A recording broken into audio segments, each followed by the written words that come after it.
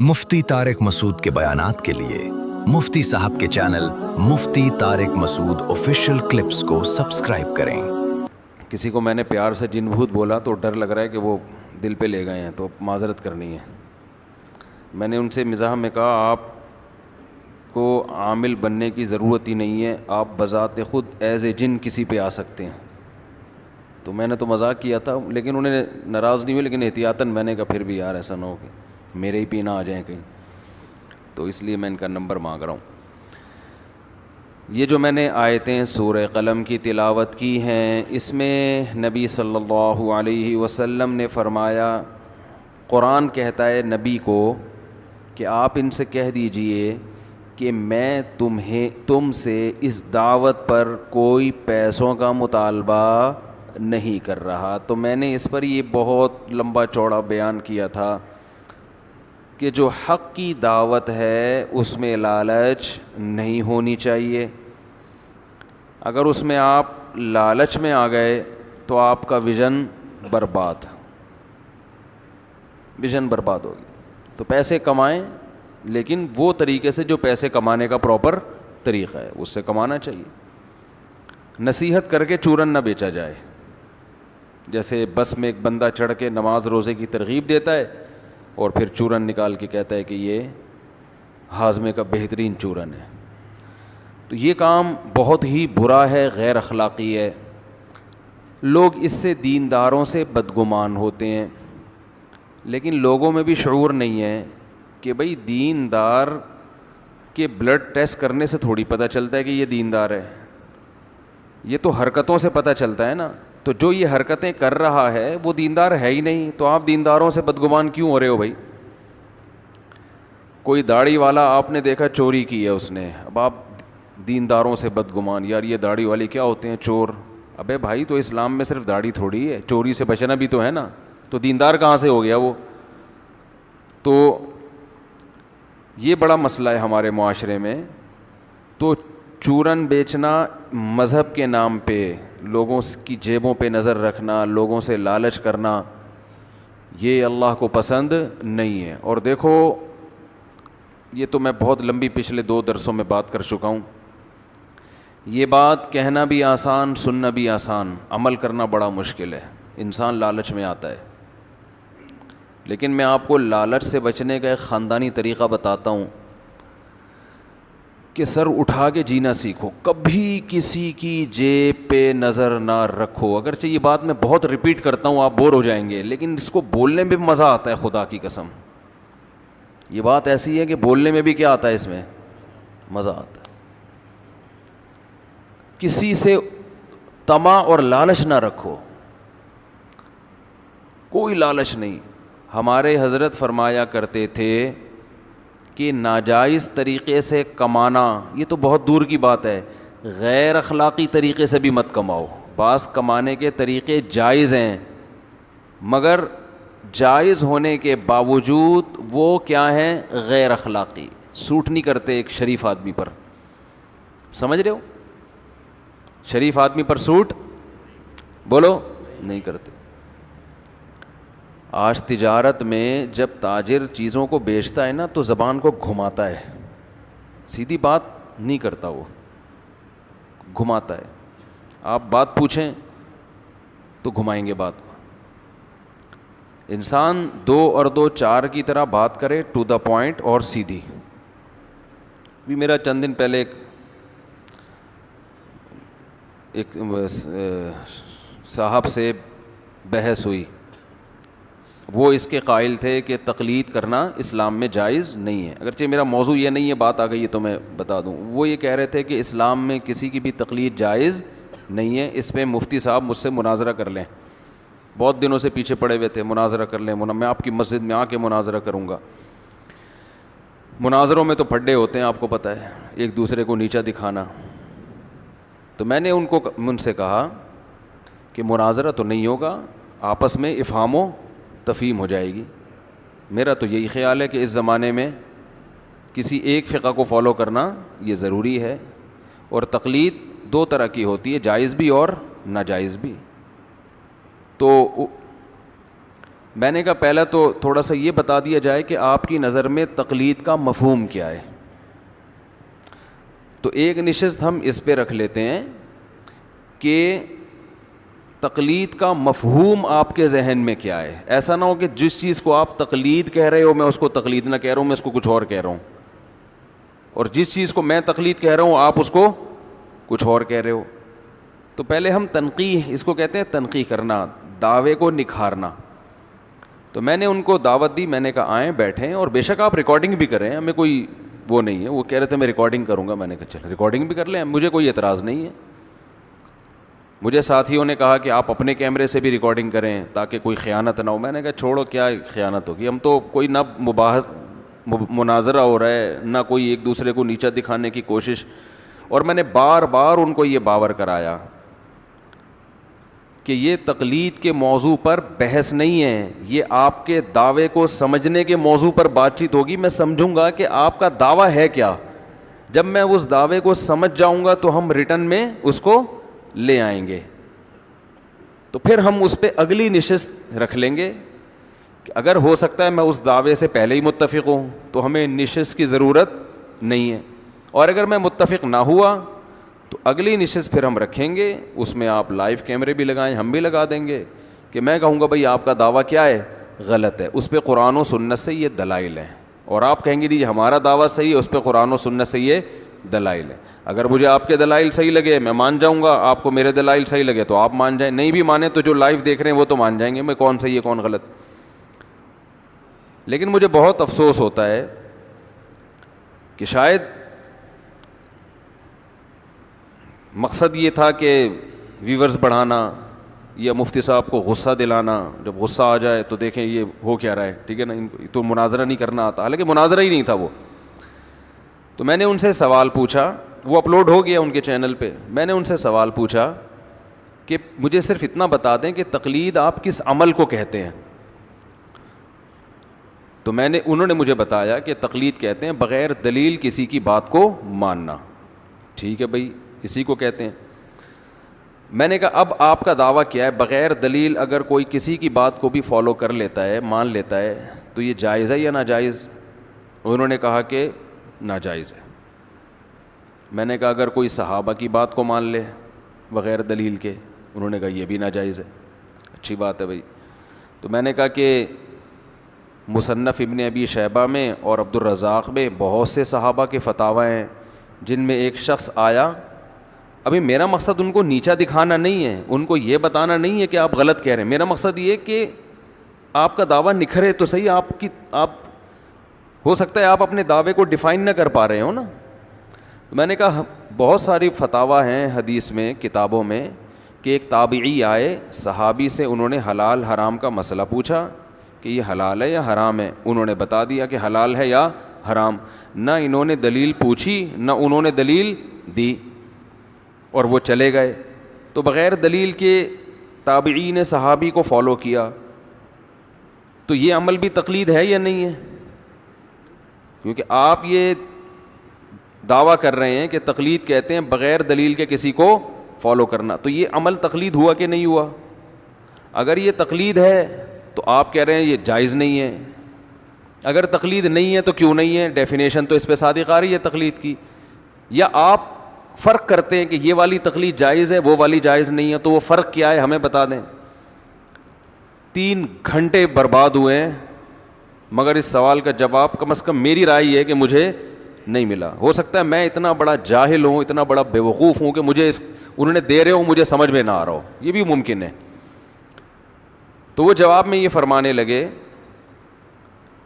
کہ کیونکہ وہ مناظرہ انہوں نے ڈال دیا ہے نا, تو مجھے بھی تو حق ہے نا کہ میں اس کی حقیقت بیان کروں, کیونکہ اس پہ نیچے لوگ بہت برا بلا کہہ رہے ہیں مجھے کہ مفتی صاحب کو غصہ آ رہا ہے, مفتی صاحب تقلید پر دلائل نہیں دے رہے. یہ نیچے کمنٹس ہیں لوگوں کو, مفتی صاحب قرآن کی آیتیں نہیں پڑھ رہے, مفتی صاحب کوئی ریفرنس نہیں دے رہے. بھائی ہم قرآن کی آیتیں بھی پڑھیں گے, ہم ریفرنس بھی دیں گے, جب بات شروع ہوگی, بات اس پہ شروع ہوگی کہ آپ کا دعویٰ صحیح ہے یا غلط ہے. پہلے دعویٰ تو سامنے آئے. لیکن وہ کیا ہے, وہ انہوں نے فوراً قرآن کی آیتیں پڑھنا شروع کر دیں. وَلَا تَقْفُ مَا لَيْسَ لَكَ بِهِ عِلْمٌ, جس چیز کا علم نہیں ہے اس کو فالو مت کرو. بہت زبردست آیت ماشاء اللہ. تو یہ جو تابعین نے صحابی کو فالو کیا یہ کیا تھا پھر؟ تو وہ پھر کہنے لگے کہ قرآن کی آیتوں کی جتنی مفسرین نے تفسیریں بیان کی ہیں یہی تفسیر ہے. میں نے کہا بھائی تفسیروں کو ایک طرف رکھیں آپ, ابھی بات یہ ہو رہی ہے کہ آپ کا دعویٰ کیا ہے. اگر آپ تقلید کی یہ تعریف کرتے ہیں کہ بغیر دلیل کسی کو فالو کرنا, تو تابعین نے جو صحابہ کو بغیر دلیل کے فالو کیا اس پہ قرآن کی پھر یہ آیت فٹ آ رہی ہے نا. انہوں نے تو قرآن کی دھجیاں اڑا دیں, پھر مخالفت کی. جب انہوں نے قرآن کی مخالفت کی ہے تو آپ قرآن کی کوئی ایسی تفسیر بیان کریں کہ صحابہ کے اس عمل کو قرآن کے خلاف یہ نہ جائے. پھر وہی تفسیر بیضاوی میں لکھا ہے, تفسیر ابن کثیر میں بھی لکھا ہے, فلانی میں بھی لکھا ہے. تو مجھے غصہ آ گیا, میں نے کہا بھائی بھاڑ میں جائے یار, بات کیا ہو رہی ہے. تو 1.5-2 گھنٹے, اور نیچے لوگوں کے کمنٹس آ رہے ہیں کہ بھائی وہ سامنے والے تو دلائل پہ دلائل دیے جا رہے ہیں, قرآن کی آیتیں اور ریفرنس اور تفسیروں کی کتابیں, اور مفتی صاحب نے اب تک ایک آیت بھی نہیں پڑھی اور اب تک ایک کتاب کا حوالہ بھی نہیں دیا. تو اور پھر جب ظاہر ہے میں درجنوں کام تھے, تھک ہار کے انسان بیٹھا ہو, اور پہلے یہ کئی بار بات ہو چکی ان سے کہ ابھی میں آپ کو سمجھوں گا آپ کا دعویٰ ہے کیا. بحث نہیں ہوگی, دلائل کی بات نہیں ہوگی, ابھی تو یہ ہے کہ آپ کا دعویٰ ہے کیا. اگر یہ تقلید ہے اور اس کو ناجائز کہتے ہیں تو صحابہ میں جو ہوا یہ کیوں جائز ہے پھر؟ یا تو اس کو جائز بولیں یا ناجائز بولیں. تو سمجھ میں تو آئے نا کہ آپ کا دعویٰ ہے کیا. نہیں.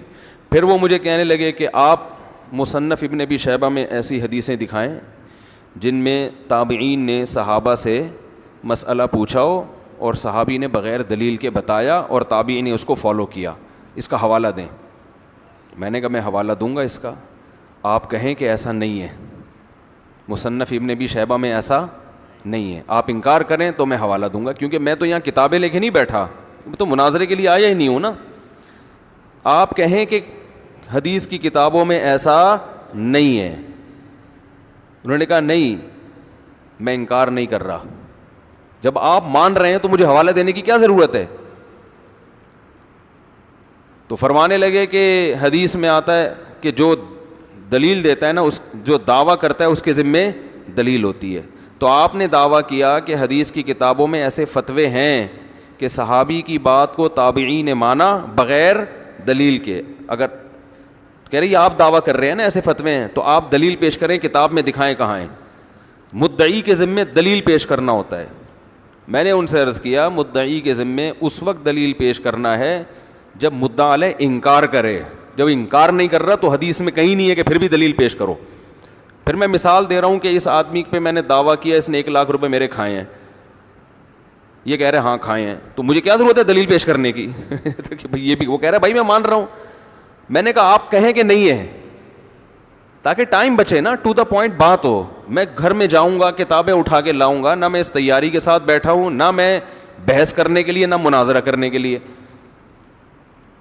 تو انہوں نے کہا کہ قرآن میں آتا ہے ہاتھو برہانکم ان کنتم صادقین. قرآن پہ آیتوں پڑھ رہے ہیں, ہاتھو برہانکم ان کنتم صادقین, تم دلیل لے کر آؤ اگر تم سچے ہو. میں نے کہا خود اس قرآن کی آیت سے پتہ چل رہا ہے کہ جو انکار کرے گا اس کے ذمہ دلیل. میں نے کہا قرآن یہ مشرکین سے مطالبہ کر رہا ہے کہ دلیل لے کر آؤ, کیونکہ مشرکین قرآن کی باتوں کا کیا کر رہے ہیں, انکار. جو انکار نہیں کر رہے ان سے قرآن تھوڑی دلیل مانگ رہا ہے. قرآن کہہ رہے تم نے ایک دعویٰ کیا ہے, ہم نہیں مانتے اس دعوے کو, تم اس پہ دلیل لے کر آؤ. تو خام خقی ایک بحث. پھر ظاہر ہے انسان کو جب فضول بات ہوتی ہے تو مجھے غصہ بھی آیا پھر اس پہ, تو میں نے تھوڑا سا تیز لہجے میں بات بھی کی. تو وہ بھی پھر نیچے کمنٹس, وہ بھی مناظرہ میں مفتی صاحب کو غصہ آ گیا, مناظرہ ہو رہا ہے دلیل دے نہیں رہے, اب تو ہمیں اور پکا یقین ہو گیا ان کے پاس کوئی دلیل نہیں ہے. تو بتنگڑ بن گیا بات کا. تو یہ مجھے صفائی کا تو حق ہے نا کہ ہوا کیا ہے. جب دلائل سے بات ہوگی انشاءاللہ دلائل کے امار لگائیں گے, ٹھیک ہے نا. اور میں ان سے کہہ رہا ہوں تو چھوڑو پھر بات کا پھر بتنگڑ بنے گا. میرا مقصد ان کی توہین نہیں ہے. وہ بحث بڑے اچھے انداز میں ختم ہوئی, میں نے ان کو 4 شادیوں کی ترغیب دی, ٹھیک ہے نا. میں نے کہا میں آپ کو جہنمی نہیں سمجھتا, آپ کو یہ سمجھ میں آ رہا ہے ٹھیک ہے کریں آپ, کوئی بنیادی اختلافات تو عقیدے تو سب کے ایک ہی ہیں, اور جنت جہنم ختم نبوت سب مانتے ہیں. تھوڑا سا ہے کہ ٹانگیں چوڑی کر لی تو پتلی کر لی تو زور سے آمین, تو آہستہ آمین. تو پھر میں نے آخر میں ویسے ہی ان کا تاکہ وہ بدمزگی نہ ہو نا بحث کو سمیٹنے کے لیے میں نے آخر میں ان سے کہہ دیا کہ 4 شادیوں پہ اتفاق ہے یا نہیں ہے. انہوں نے کہا ہاں ہے. میں نے کہا پھر کرو 4 شادی, شاباش. تو وہ جو کسی کی بھی نظر سے وہ مناظرہ گزرے نا, تو جب تک اس کے سامنے یہ حقیقت نہیں ہوگی نا کہ طے کیا ہوا تھا, جس کے سامنے حقیقت نہیں ہے وہ مجھے برا بھلا کہے گا اس میں کہ مفتی صاحب دیکھو جان چھڑا رہے ہیں, بحث سے ہٹ رہے ہیں, وہ دلائل پہ دلائل دے رہا ہے, یہ ایک بھی دلیل نہیں دے رہے, اور یہ غصے میں بھی آ رہے ہیں, آواز بھی اونچی ہو رہی ہے. تو وہ سب اس وجہ سے ہو رہی ہے کہ بات آپ سے ابھی شروع ہوئی نہیں ہے, آپ اس کا ٹو دا پوائنٹ جواب دیں. وہ کہہ رہے ہیں کہ تابعی جو صحابی سے پوچھ رہے ہیں نا مسئلہ, تو اس کی دلیل ہے قرآن میں آتا ہے فاسألوا اہل الذکر ان کنتم لا تعلمون, اہل علم سے پوچھو اگر تمہیں علم نہیں ہے. تو اس لیے وہ جائز عمل ہے, اس لیے وہ کیا ہے جائز. تو میں نے کہا بغیر دلیل کے انہوں نے پوچھا, انہوں نے بغیر دلیل کے جواب دیا, ٹھیک ہے نا, تو اس کا جواب دیں. تو وہ بس ایسی جیسے مرغے نہیں لڑ رہے ہوتے آپس میں. تو مجھے اندازہ ہوا کہ یہ حساب صحیح نہیں ہے, تو ویورشپ تو بڑھ جاتی ہے اس سے. بہرحال پھر بھی میرے لیے قابل احترام ہے, دوبارہ بھی آنا چاہیں گے تو منع نہیں کریں گے, لیکن پھر میری بھی غلطی ہے کہ مجھے اسی پہ قائم رہنا چاہیے. میں نے پھر شادیاں اور یہ ادھر ادھر دائیں بائیں, تو وہ اگر کوئی سنے نا وہ, تو یہ میری پوری تقریر سننے کے بعد سنے. وہ اول تو ضرورت نہیں ہے, دماغ خراب ہونے کے علاوہ کچھ بھی حاصل نہیں ہوگا, ٹائم ویسٹنگ. تو نہ وہ مناظرہ تھا, نہ وہ بحث تھی, نہ ڈیبیٹ تھی, وہ یہ تھا کہ آپ کا دعویٰ ہے کیا, آپ کا دعویٰ ہے کیا. پھر آخر میں انہوں نے مجھ سے پوچھا میرا دعویٰ کیا ہے. میں نے کہا میرا دعویٰ یہ ہے کہ تقلید اور اتباع ایک ہی چیز کے 2 نام ہیں. اس پہ دلائل تو پھر بعد میں دیں گے نا, اس پہ تو ہم دھڑا دھڑ دلائل دیں گے انشاءاللہ. وہ پھر بزرگوں کے حوالے دینا شروع کرتے ہیں, آپ کے فلاں بزرگ نے لکھا کہ تقلید الگ چیز ہے, اتباع. بزرگوں کو ابھی کیا لگاؤ سائڈ پہ, مناظرے میں بزرگ نہیں آتے ہیں. جب بات ہو رہی ہے تو قرآن و سنت سے ہوگی. تو بزرگوں نے تو لکھا, میں نے ان سے کہا گورنمنٹ کی طرف پہ سے لکھنے پر کوئی پابندی نہیں ہے. ہم دیکھ رہے ہیں کہ قرآن نے جس لفظ کو اتباع کہا ہے وہی تقلید ہے. تو اس کی 2 قسمیں, ایک تقلید علی وجہ البصیرہ اور ایک اندھی تقلید. تو قرآن نے دونوں تقلیدوں, پہلے تو میں بات ہو گئی ہے تو کمپلیٹ کر لوں. اتباع کہتے ہیں کسی کو فالو کرنا, دلیل سے فالو کرنا, دلیل کی اتباع کہلائے گا, بندے کی اتباع نہیں کہلائے گا. قرآن کہہ رہا ہے اتبع سبیل من اناب الی, اس سے راستے کی اتباع کرو جو میرے راستے پہ چل رہا ہے. کیا مطلب؟ جو اللہ کے راستے پہ چل رہا ہے اس کا برحق ہونا دلیل سے ثابت ہو گیا. جب اس کا برحق ہونا دلیل سے ثابت ہو گیا تو اس کو فالو کرنے کے لیے الگ سے کسی دلیل کی ضرورت نہیں ہے کہ ہر چیز پہ آپ اس سے دلیل پوچھیں. تو مجتہدین کا برحق ہونا اجماع امت سے ثابت ہے. اب ایک عامی آدمی اگر مجتہد کو فالو کرتا ہے تو یہ وہ اتباع ہے جس کا قرآن نے ذکر کیا ہے. اگر آپ یہ کہتے ہیں کہ اتباع دلیل سے ہوتی ہے اور جو بغیر دلیل کے ہو وہ تقلید ہے, تو اشکال سب سے بڑا یہ ہوتا ہے کہ قرآن کہتا ہے وَإِذَا قِيلَ لَهُمُ اتَّبِعُوا مَا أُنزِلَ إِلَيْكُمْ, کہ جو اللہ نے قرآن نازل کیا ہے اس کی اتباع کرو. تو یہ کہتے ہیں بل نتبع ما وجدنا علیہ آباءنا, جس پر ہم نے اپنے باپ دادا کو پایا نا ہم اس کی اتباع کریں گے. تو باپ دادا پہ جس چیز پہ انہوں نے پایا اس کی دلیل سے اتباع کر رہے تھے بغیر دلیل کے, بغیر دلیل کے. لیکن قرآن نے اس بغیر دلیل کے فالو کرنے کو کیا کہا ہے؟ اتباع. لیکن فرق کیا ہے؟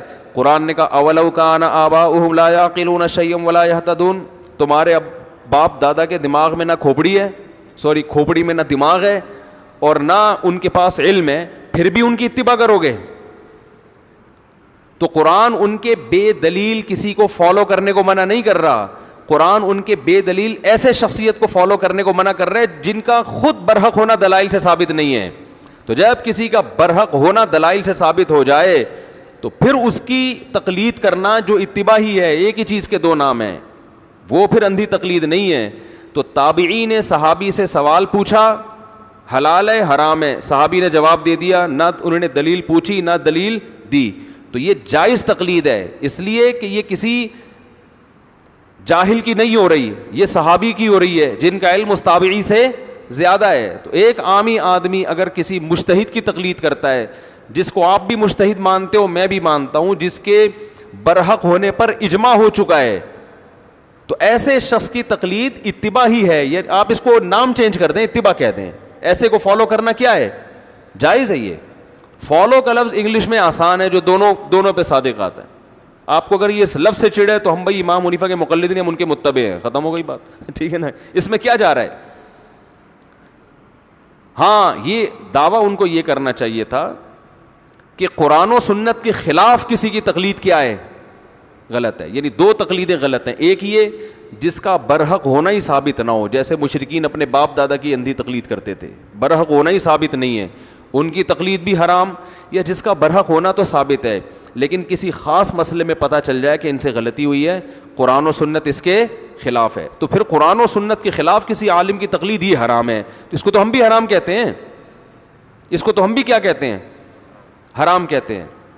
پھر اس پر آپ مثالیں دیں کہ جی مفتی صاحب آپ حرام کہتے تو ہیں لیکن عملاً حرام سمجھتے نہیں ہیں, کیونکہ دیکھو ابو حنیفہ کے فلاں قول بھی قرآن و سنت کے خلاف, فلاں بھی. پھر بھی آپ کس کو فالو کر رہے ہو, ابو حنیفہ کو. تو پھر ہم آپ کو بتائیں گے کہ وہ آپ کو لگ رہا ہے کیونکہ آپ کے پاس وہ علم نہیں ہے, لگ رہا ہے قرآن و سنت کے خلاف, حقیقت میں وہ قرآن و سنت کے خلاف نہیں ہے. اور میں آپ کو بتاتا ہوں بہت سے قول قرآن و سنت کے خلاف ہیں, لیکن آپ اس میں قرآن و سنت کو نہیں, اپنے مولویوں کو فالو کر رہے ہو 15ویں صدی کے. ان کا قرآن و سنت کے خلاف ہونا میں ثابت کروں گا, اور میں یہ بھی ثابت کروں گا کہ 100% قرآن و سنت کے خلاف ہونے کے باوجود آپ اس میں اپنے مسلک کو چھوڑنے کے لیے تیار نہیں ہو. پھر بحث کا مزہ آتا. تو یہ تو اگلے سٹیپ پہ بحث ہونی تھی نا. تو اس لیے جن لوگوں نے بھی میری وہ بحث سنی ہے نا, تو ان کو اس کی پہلے بیس پتہ ہونی چاہیے, اس بحث کی بیس کیا تھی. تو وہ دلائل کی بحث بات ہوئی نہیں تھی, ابھی تو اس کو تنقیح کے لیے کہ آپ کا دعویٰ کیا ہے.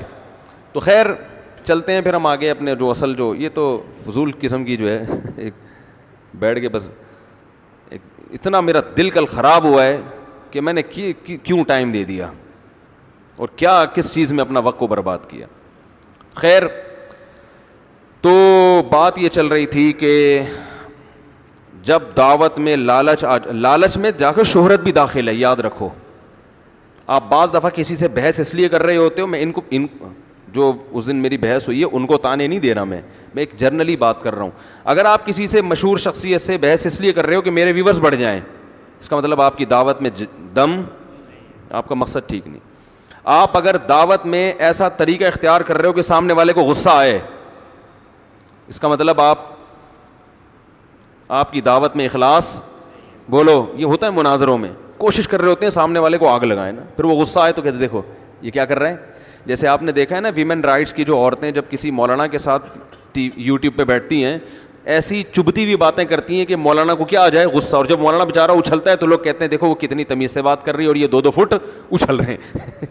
یہ نہیں دیکھ رہے ہوتے, ٹھیک ہے اس کو غصہ نہیں کرنا چاہیے لیکن غصہ دلانے کا ذمہ دار کون ہے. اور غامدی صاحب کیا کرتے ہیں, وہ 100% الٹی بات کرتے ہیں, بڑے آرام سے بیٹھ کے مسکرا رہے ہوتے, اگلا تپ رہا ہوتا ہے کہ یار تو بول کیا رہا ہے. لیکن یہ ٹریننگ ہے, ہونا تو ایسا ہی چاہیے, لیکن بسا اوقات ایسا ہوتا نہیں ہے نا, وہ پتھر کا بنا ہوا تھوڑی ہے. تو غصہ آتا ہے, اس کو ٹائم ویسٹ کر رہے ہو بھائی. تو یہ جو ویمن رائٹس کی عورتیں ہیں نا, یہ بہت تمیز سے نا وہ کرتی ہیں کہ سامنے والے کو تپا دو. جیسے وہ کیا ہے ڈراموں کا رائٹر, خلیل نام ہے, خلیل الرحمان قمر صاحب, ان کو وہ کیسے وہ میرا جسم میری مرضی والی نے غصہ دلایا, بولنے نہیں دے رہی, درمیان میں وہ بات کر رہے ہیں بولنے نہیں دے رہی. پھر جب غصہ آ کے انہوں نے چیخنا شروع کیا تو میڈیا نے کتنا اچھالا, دیکھو عورت سے بات کرنے کی تمیز نہیں ہے. حالانکہ وہ 100% درست, یہ کوئی نعرہ ہے میرا جسم میری مرضی, اس پہ غصہ نہیں آئے گا غیرت مند آدمی کو. تو اس کا یہ علاج تھوڑی ہے کہ ان کو دلائل سے بیٹھ کے سمجھائے نہیں, ایکچولی دیکھیں آپ کا جسم تو ہے, اگر ٹھیک ہے ہمیں پتہ ہے آپ کی مرضی ہے, لیکن ایکچولی اس جسم پہ تھوڑا سا اگر ڈریسنگ اچھی ہو جائے تو. یہ نہیں ہے, ان کا علاج یہی ہے کہ تمہیں بےہودہ عورت, تمہیں شرم نہیں آتی, تمہارے جسم پہ کوئی تھوکتا نہیں ہے, میرا جسم میری. بالکل صحیح جواب دیا خلیل الرحمان صاحب نے, زندہ باد. مجھے اتنا مزہ آیا, میں نے کہا یار دوبارہ سے وہ میں نے جب کلپ دیکھا نا ریورس کر کے, میں نے کہا دوبارہ سے بار بار دیکھو یار, اتنا مزہ آ رہا ہے. وہ ایک آدمی سے کسی نے کہا نا کہ چلو چھوڑو پھر. پھر وہ قصے کہانیاں بہت آ جاتی ہیں. تو وہ بعض لوگوں کی کوشش ہوتی ہے کہ سامنے والے کو کیا کرو, تپاؤ. جب وہ 2 فٹ اچھلنے لگے نا, پھر دیکھو یہ ہو کیا رہا. ہمارے مدرسے میں ایک طالب علم تھا, طلبہ کی عادت ہوتی ہے چھیڑنے کی نا, فارغ ہوتے ہیں بالکل, بس ایک ہی غم ہوتا ہے پڑھائی کا. تو بعض طلبہ شرارتی ہوتے ہیں, تو وہ کسی نہ کسی طالب علم کو ہدف بنا کے اس کو چھیڑنا شروع کر دیتے ہیں. اسکولوں کالجوں میں تو یہ بہت زیادہ ہوتا ہے, لیکن مدرسوں میں ریشو کم ہے مگر ہوتا ہے. تو اس کو چھیڑتے تھے, وہ تھوڑا سا قد کا چھوٹا تھا, اس کو ہر وقت تنگ کر کے, جب وہ غصہ آتا نا اس کو کہتے اعصابی کمزوری ہے اس میں. جب بہت زیادہ غصہ آتا تو کیا کہتے ہیں, یار کمزور اعصاب بھی کمزور ہیں کہ بات پہ کیا آ جاتا ہے غصہ. تو میں یہ کر رہا تھا, اللہ تعالیٰ کا ارشاد ہے کہ اے نبی ان سے کہہ دیجئے میں تم سے اجر کا مطالبہ نہیں کر رہا. تو کوئی بھی دنیا کی لالچ جب آپ کے مناظرے میں آ جائے, آپ کی دعوت میں آ جائے, آپ شہرت چاہتے ہیں, سامنے والے کو نیچا دکھانا چاہتے ہیں, تو کچھ بے وقوف لوگ تو آپ سے متاثر ہوں گے, واہ واہ کریں گے, لیکن سمجھدار لوگ آپ سے ہٹ جائیں گے. امت میں پھر خیر کا کام آپ نہیں کر سکتے, خیر کا کام نہیں ہوگا. ہاں لڑوانے کا ہوگا, دبا کے پھر وہ بم بن جائے گا. آپ ایٹم بم تیار کر رہے ہو جن کا کام لوگوں کو جا کے کیا ہے, چھیڑنا ہے. دیکھو میرا موقف ہے کہ میں فرض نماز کے بعد اجتماعی دعا کو نہیں مانتا, یہ کہیں بھی ثابت نہیں ہے, نہ قرآن میں ہے, نہ کسی صحیح حدیث میں ہے, نہ صحابہ کا عمل ہے, نہ فقہ کی کتابوں میں جو مفتہ بھی قول ہے کہیں بھی نہیں لکھا, بلکہ اس کے اگینسٹ لکھا ہوا ہے. لیکن میں اس مسئلے کو ایشو نہیں بناتا کہ میں لڑکوں کو دلائل دے کے نا تیار کروں اور چھوڑوں کہ وہ امام کے اوپر نا بسم اللہ اللہ کو پڑھ کے چھوڑ دیا جا, اور وہ جا کے امام کو چھیڑ رہا ہے. پھر اس طریقہ ہوتا ہے, امام صاحب آپ ماشاءاللہ آج آپ نے سنتوں پر بیان کیا کہ ہمیں صرف سنت کو فالو, یہ طریقہ ہوتا ہے فتنہ پرست لوگوں کا جو امت میں خیر خواہی نہیں ہے. قرآن حدیث کے نام پہ کیا کیا جا رہا ہے, آگ لگانا. تو اس میں دونوں طبقے ہیں, میں صرف ایک فرقے کو ملامت نہیں کر رہا, دونوں طرف ایسے لوگ ہوتے ہیں. تو جا کے کیا کیا, اب جا کے مفتی طارق مسعود صاحب کا بیان سنا, جا کے اس کو جناب جا کے اور کچھ دلائل سن لیے, تو جا کے امام صاحب کو چھیڑا, جس کے پیچھے 20 سال سے نماز پڑھ رہے ہیں, جس کا ادب آپ پر واجب تھا. فرض نماز کے بعد اگر اجتماعی دعا مفتی صاحب کی رائے میں ثابت نہیں ہے تو امام کا احترام تو بہرحال ثابت ہے. خارش کرنا اگر ہو رہی ہے تو کرو, اور اپنے کرو نا, دوسرے کو خارش کیوں کر رہے ہو. جا کے آپ جا کے کسی کو کھجا رہے, کہہ رہے کیا کر رہا ہے بھائی, کہہ رہے ہو سکتا ہے آپ کے یہاں خارش ہو رہی ہو, تو وہ کہے گا ہو تجھے رہی ہے, کر مجھے رہا ہے. تو جا کے امام صاحب سے ملتے ہیں. امام صاحب یہ جو آپ نماز کے بعد دعا مانگتے ہیں یوں کر کے, یہ کہاں لکھا ہوا ہے؟ کہیں گے بھائی سارے اکابر مانتے ہیں سب. یہ وہ بیچارہ, ہر امام کے پاس نہ اتنی نالج ہوتی ہے نہ علم ہوتا ہے, وہ اسی کا مکلف ہے کہ بھئی علماء کر رہے ہیں تو اس بیچارے کو کیا پتہ. امام صاحب اس کا مطلب آپ اندھے مقلد ہیں, اس پہ کوئی حدیث پیش کریں, اس کو کیا پتہ نہیں, ہر ایک کو پتہ ہوتا حدیثوں کا. اور جو عالم بھی ہوتے ہیں ہر ٹاپک پر ان کی ہر وقت تیاری نہیں ہوتی. یہ نہیں ہوتا کہ ہر ٹاپک پر کوئی ہر وقت تیار, اور تیاری اگر کی بھی ہو تو وہ 1 مہینے میں بھول چکا ہوتا ہے اس تیاری کو, اس کو دوبارہ دیکھنا پڑتا ہے. کوئی بھی دنیا میں ایسا فنٹر نہیں ہے 24 گھنٹے ہر مسئلے پر اس سے آپ ڈسکشن کروا لو. اگر کوئی 24 گھنٹے ہر مسئلے پر بول رہا ہے اس کا مطلب غلط بول رہا ہے, وہ صحیح بول ہی نہیں سکتا. تو ہم نے بڑے بڑے علماء سے مسائل جب رابطہ کرتے ہیں, ان کو چھوٹے چھوٹے مسائل یاد نہیں ہوتے, بڑے بڑے علماء کو چھوٹے چھوٹے یاد نہیں ہوتے, اور وہ بتا دیتے ہیں ہمیں نہیں ابھی ذہن میں نہیں ہے جواب. تو یہ اچھا لگتا ہے ہمیں. تو جا کے امام کو کیا کرتے ہیں, چھیڑتے ہیں. امام بیچارے کو جواب نہیں آ رہا ہوتا, اب وہ اپنی توہین بھی محسوس کرتا ہے کہ یار مجھے تو بدعتی قرار دے دیا. امام صاحب آپ تو بدعتی ہو, اب میں آپ کو دلائل سے سمجھاؤں گا, میں بحث کروں گا. تو وہ کوئی تیار ہو جاتا ہے بحث کے لیے, کوئی تیار نہیں ہوتا, جان چھڑاتا ہے کہ بھئی ہمیں اور بھی دنیا میں غم ہے, جاؤ بڑے علماء سے بحث کرو, وہ فتویٰ دے دیں گے تو ہم بھی اسی پر عمل کریں گے, ہم تو اس کے مکلف ہیں. بڑے ادارے کیا کہہ رہے ہیں, وہ کہہ رہے ہیں بھائی سنت ہے تو چلو ہم بھی کر رہے ہیں. تو وہ تو بیچارہ اس پہ اس کی بخشش انشاءاللہ ہو جائے گی. اور پھر بدعت کی نوعیت کیا ہے, کوئی شرک اور کفر کا مسئلہ تو نہیں ہے نا. بذات خود تو فرض کے بعد دعا کی فضیلت ہے, یہ کیفیات ثابت نہیں ہے. تو ایک چیز کی اصل ثابت ہے, یہ کیفیات نہیں ہے, تو معاملہ تھوڑا سا کیا ہو گیا, ہلکا ہو گیا. اور یار بدعت بھی ہے تو مسجدوں میں نفرتیں پھیلانا اور چھوٹی چھوٹی باتوں پہ امت کو لڑوانا, یہ تو اس سے بڑی بدعت ہے نا. نبی صلی اللہ علیہ وسلم نے بیت اللہ کی 4 دیواری کو مختصر کر دیا, بڑا نہیں کیا. کہ اگر میں بڑا کروں گا, ابراہیم علیہ السلام نے جہاں تک کھینچا تھا وہاں کروں گا, تو مشرکین مکہ کہیں گے تم تو قبلہ ہی بدل رہے ہو. کوئی بات نہیں, اس کو ایسا ہی رہنے دو, طواف لمبا کر لیا کرو وہیں سے. تو امت میں توڑ پیدا نہ ہو, امت میں جوڑ رہے, مسجدوں کا ماحول اچھا رہے. اس کی حکمت کا تقاضا یہ ہے کہ آپ نہ مانگیں, دوسرے کو ایک دفعہ سمجھا دیں, سمجھ میں آ گیا ٹھیک ہے, ورنہ اس کو اپنے حال پہ چھوڑ دیں. میں تو یہاں تک اہتمام کرتا ہوں کہ میں جب جماعت میں پیچھے کھڑے ہو کر نماز پڑھتا ہوں, امام دعا مانگ رہے تو میں ہاتھ نیچے کر کے بیٹھا رہتا ہوں, اٹھ کے نہیں جاتا میں, اس لیے کہ سب مڑ کے دیکھیں گے یہ ان کو کیا ہو گیا, کیوں جا رہے ہیں یہ. تو پھر وہ سب پوچھیں گے کیوں جا رہے ہو, پھر میں بتاؤں گا, بڑا مزہ آئے گا, کیونکہ یہ ثابت نہیں ہے اور میں تو قرآن و سنت پہ عمل کرتا ہوں, لہذا میں کیا کر رہا ہوں, جا رہا ہوں. لوگ کہیں گے واہ یار, پوری مسجد میں ایک آدمی ہے جس کو قرآن و سنت سمجھ میں, باقی سارے وہ تو پکوڑے بیچ رہے ہیں. تو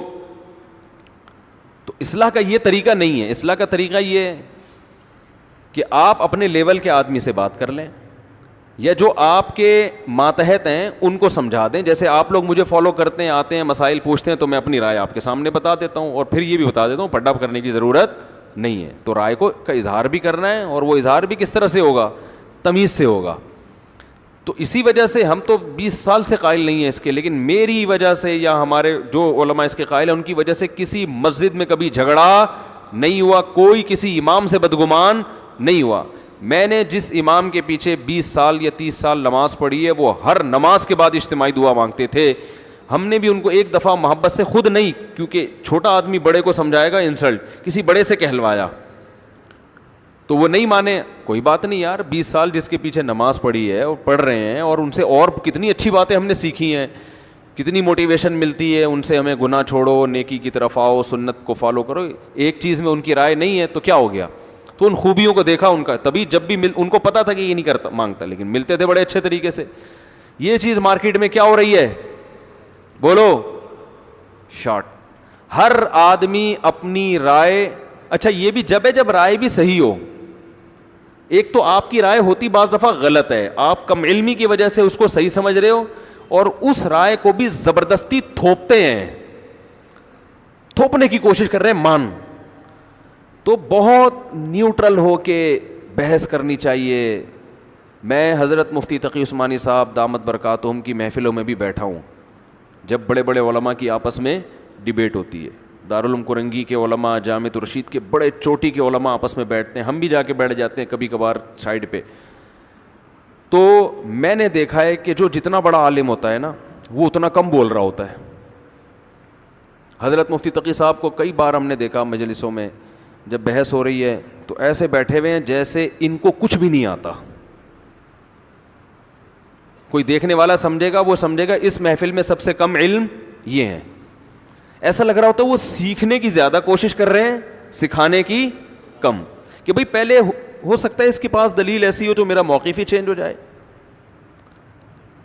تو ایسے آرام سے جب سب ان کو کہتے ہیں حضرت آپ بھی تو کچھ کہیں, تو پھر وہ بڑے آرام سے کہ یہ ماشاءاللہ بھائی نے دلیل دی ہے. اس میں اصل میں تھوڑا سا یہ اشکال ہوتا ہے, تو اس اشکال کو ہم سب مل کے غور کر لیتے ہیں. اتنا اچھا لگتا ہے خدا کی قسم. اور حضرت مفتی رشید احمد صاحب رحمہ اللہ کے ساتھ ہم نے ٹائم گزارا.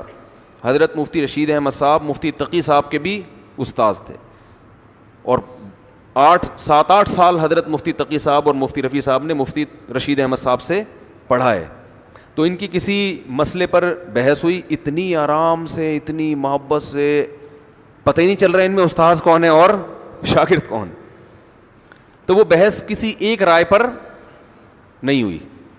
تو جب رائے نہیں ہوئی تو حضرت نے پھر خط و کتابت بھی ہوئی, تو وہاں بھی کوئی ایک رائے نہیں ہوئی. تو حضرت نے نہیں کہا تو میرا شاگرد ہو کے ایسی باتیں کر رہے ہیں, تجھے تو میں نے پڑھایا ہے, تو میری بات نہیں مان رہا. نہ انہوں نے کہا کہ آپ استاذ ہونے کا ناجائز فائدہ اٹھا رہے ہو, ٹھیک ہے نا. بحث ہوئی کرنسی کی خرید و فروخت سے متعلق, وہ بحث تھی.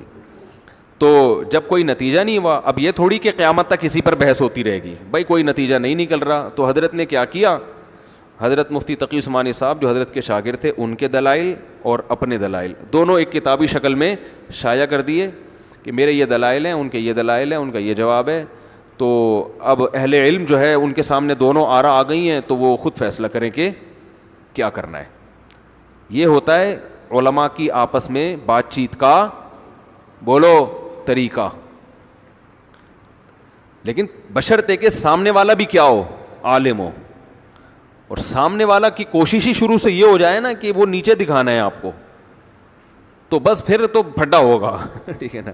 لوگ کہتے ہیں دونوں لڑ رہے ہیں, تو بھائی ہو سکتا ہے ایک لڑ رہا ہو, دوسرا کیا کر رہا ہو, دفاع کر رہا ہو. تو تمیز مارکیٹ میں کیا ہو گئی ہے, شارٹ ہو رہی. ایک دفعہ حضرت مفتی رشید احمد صاحب اور ان کے استاد سے حضرت مفتی شفیع صاحب, وہ بہت بڑے عالم تھے جو مفتی تقی عثمانی صاحب کے والد ہیں, دارالعلوم میں ایک پیچیدہ مسئلہ آیا, اور جس نے مسئلہ پوچھا تھا اس نے کہا تھا ان دونوں مفتیوں کے دستخط چاہیے مجھے, دونوں مفتیوں کے دستخط چاہیے اس فتوے پہ. تو جب اس مسئلے پہ ڈسکشن ہوئی تو مفتی شفیع صاحب کی رائے الگ تھی. اچھا, یہ جو مسئلہ ہے نا حضرت نے کتابی شکل میں شائع کر دیا. حضرت کے انتقال کے بعد چند مہینے بعد یہ مسئلہ دوبارہ اٹھا تو مفتی تقی صاحب نے کی رائے چینج ہو گئی.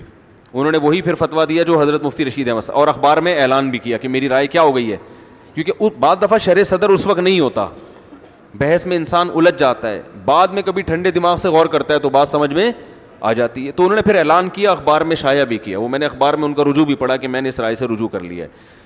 تو تمیز سے بہت سارے کام بولو ہو سکتے ہیں. تو اس شخص نے کہا کہ دونوں کا فتویٰ چاہیے. اب یہ جہالت کی بات ہے کہ بھئی جو قرآن و سنت کے مطابق ہوگا وہ والا چاہیے, تو یہ قرآن و سنت ہی یہ تورات انجیل کے مطابق تھوڑی فتویٰ دیں گے, مفتی لوگ ہیں بھائی, آپ ان پر اعتماد کر رہے ہو. تو اب کیا ہوا کہ دونوں کی رائے میں اختلاف, بہت بحث ہوئی, اتفاق نہیں ہوا.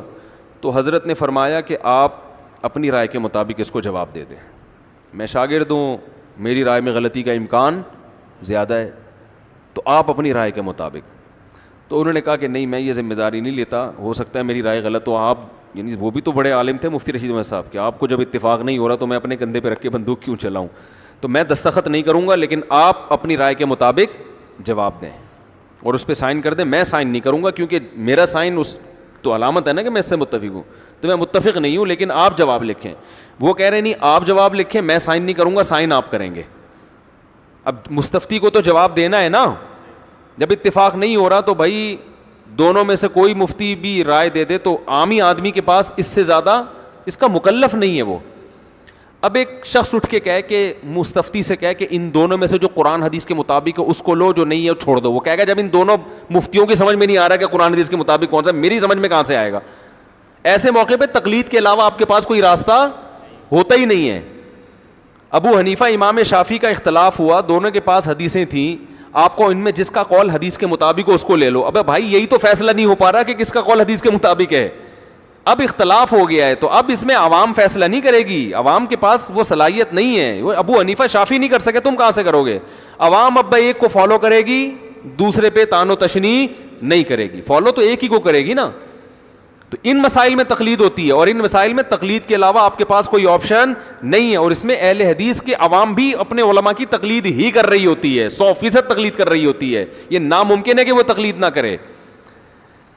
تو خیر اب کیا مسئلہ ہے, تو حضرت نے کہا کہ آپ لکھ دیں, انہوں نے کہا آپ لکھ دیں. 3-4 دن گزر گئے اسی کشمکش میں, دوسرے کی رائے کو اپنی رائے پہ کیا دے رہے ہیں, ترجیح دے رہے ہیں. 3 دن کے بعد حضرت مفتی شفیع صاحب کی رائے تبدیل ہو گئی. انہوں نے فرمایا مجھے آپ کی رائے پر اطمینان ہو گیا, تو پھر دونوں کے اتفاق سے فتویٰ کیا. ہم نے یہ منظر بارہا اپنے بڑوں میں علماء میں دیکھا ہے کہ جب رائے کا اختلاف ہو رہا ہے تو بھائی فتویٰ, یہاں تک کہ میں تو شاگرد ہوں نا, میں تو کوئی بہت بڑی چیز نہیں ہوں. میں نے اپنے ایک بہت سینئر استاد سے طلاق کا ایک مسئلہ آیا تھا, شراب میں کسی نے لکھ کے طلاق دی تھی, شراب پی کے کسی نے لکھ کے طلاق دی تھی, اور اس کو کہنا تھا میرا ہوش نہیں ہے.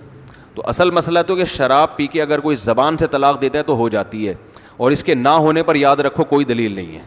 کیونکہ میرا یہ کلپ جیسے ہی جائے گا بہت سے لوگ حدیثیں پیش کرنا شروع کر دیں گے کہ نشے میں طلاق نہیں ہوتی. ایسی کوئی حدیث نہیں ہے کہ نشے میں طلاق نہیں ہوتی ہے. یہ حدیث میں یہ آتا ہے کہ اغلاق میں طلاق نہیں ہوتی, جب تالا پڑ جائے عقل پہ تو اس سے سوتا ہوا آدمی مراد ہے, یہ دیوانہ مجنون مراد ہے. جو شخص شراب پیتا ہے اسے یہ کمبخت کو پتہ ہوتا ہے کہ میں بیوی کو طلاق دے رہا ہوں, ٹھیک ہے نا, ماں کو نہیں دے رہا ہوتا, بیوی کو. تو ایسے, اور پھر شراب کی حالت میں شریعت نے کسی عمل میں ہمیں معاف نہیں کیا. شراب کی حالت میں آپ کسی کو چاقو مار دیں قصاص لیا جائے گا آپ سے, حالانکہ قصاص معمولی شبہات سے ساقط ہو جاتا ہے. جرم کی نوعیت ذرا سی کم ہو تو قصاص نہیں ہوتا, قتل نہیں کیا جاتا. زنا کر لیں تو کوڑے. شراب پی کے اگر کوئی بدکاری کرے گا نا تو اس کو کوڑے لگیں گے. حالانکہ زنا کی جو حدود ہے نا, زنا کی حد معمولی سے شبہ سے کیا ہو جاتی ہے, بولو, ساقط ہو جاتی. مثال کے طور پر ایک آدمی نے کسی عورت سے زنا کیا اور بولا کہ یہ میری بیوی ہے, اور اس پہ جو ہے وہ گواہ پیش کر دیے, اس نے, اب گواہ جھوٹے ہیں سچے ہم, لیکن وہ تو ایک الگ مسئلہ ہے کہ بیوی ہے یا نہیں ہے, لیکن کم از کم زنا کی حد جاری نہیں ہو سکتی, کیونکہ قاضی کو کیا ہو گیا ہے, شبہ پیدا ہو گیا, یار یہ ہے بھی کہ نہیں ہے.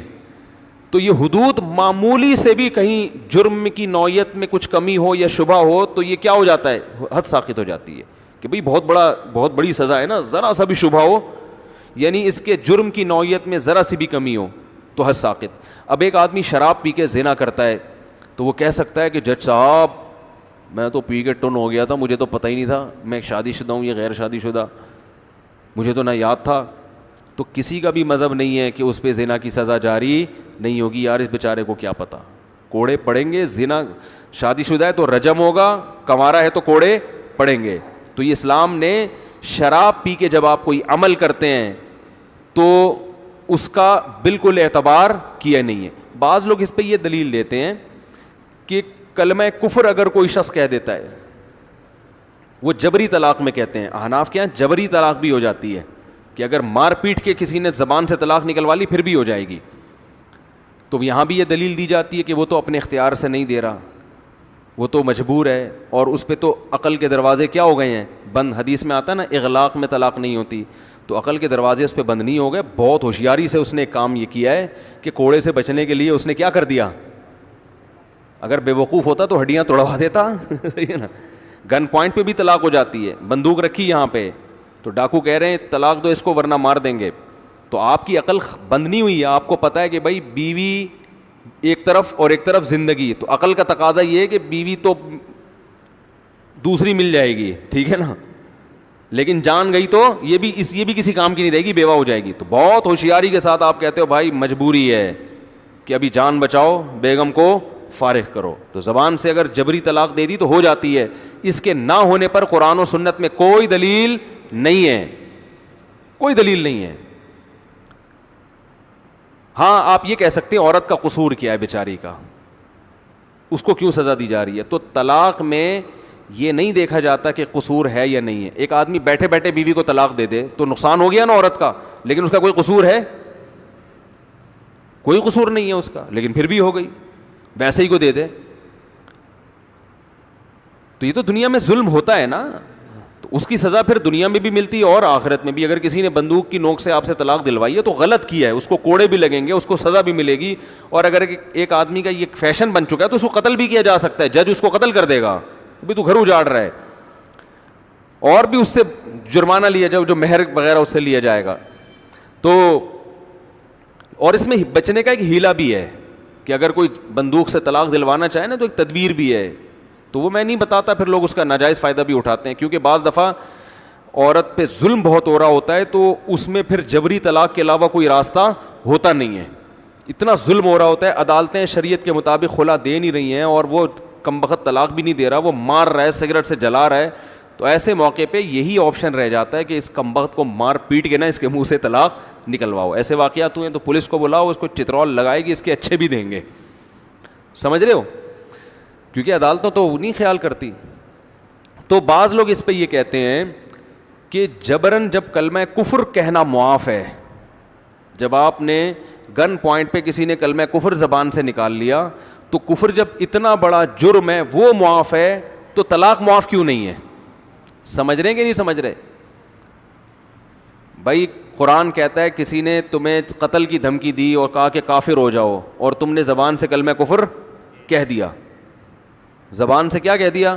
کلمہ کفر, جان بچانے کے لیے. تو قرآن کہہ رہے اللہ معاف کر دے گا, تم کافر نہیں ہوگے بشرطے کہ دل میں مومن ہو, کیونکہ یہ مجبوری میں کہہ رہے ہو, خوشی سے تھوڑی دے رہے ہو. سمجھتے ہو کہ نہیں سمجھتے ہو؟ تو لوگ کہتے ہیں جب کلمہ کفر اتنا بڑا جرم ہے جو گن پوائنٹ پہ جب وہ اللہ نے معاف کر دیا تو طلاق تو اس سے کم درجے کی چیز ہے. تو یہ خوب سمجھ لیں کہ ایمان کا تعلق دل سے ہے, زبان دل کی عکاس ہوتی ہے.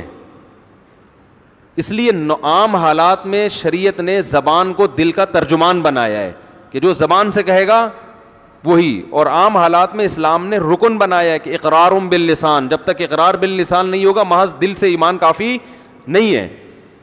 لیکن حقیقی مدار زبان پہ نہیں ہے, کیونکہ منافق زبان سے اقرار کرتے تھے پھر بھی کیا تھے, کافر, کیونکہ دل سے کیا تھے, منکر.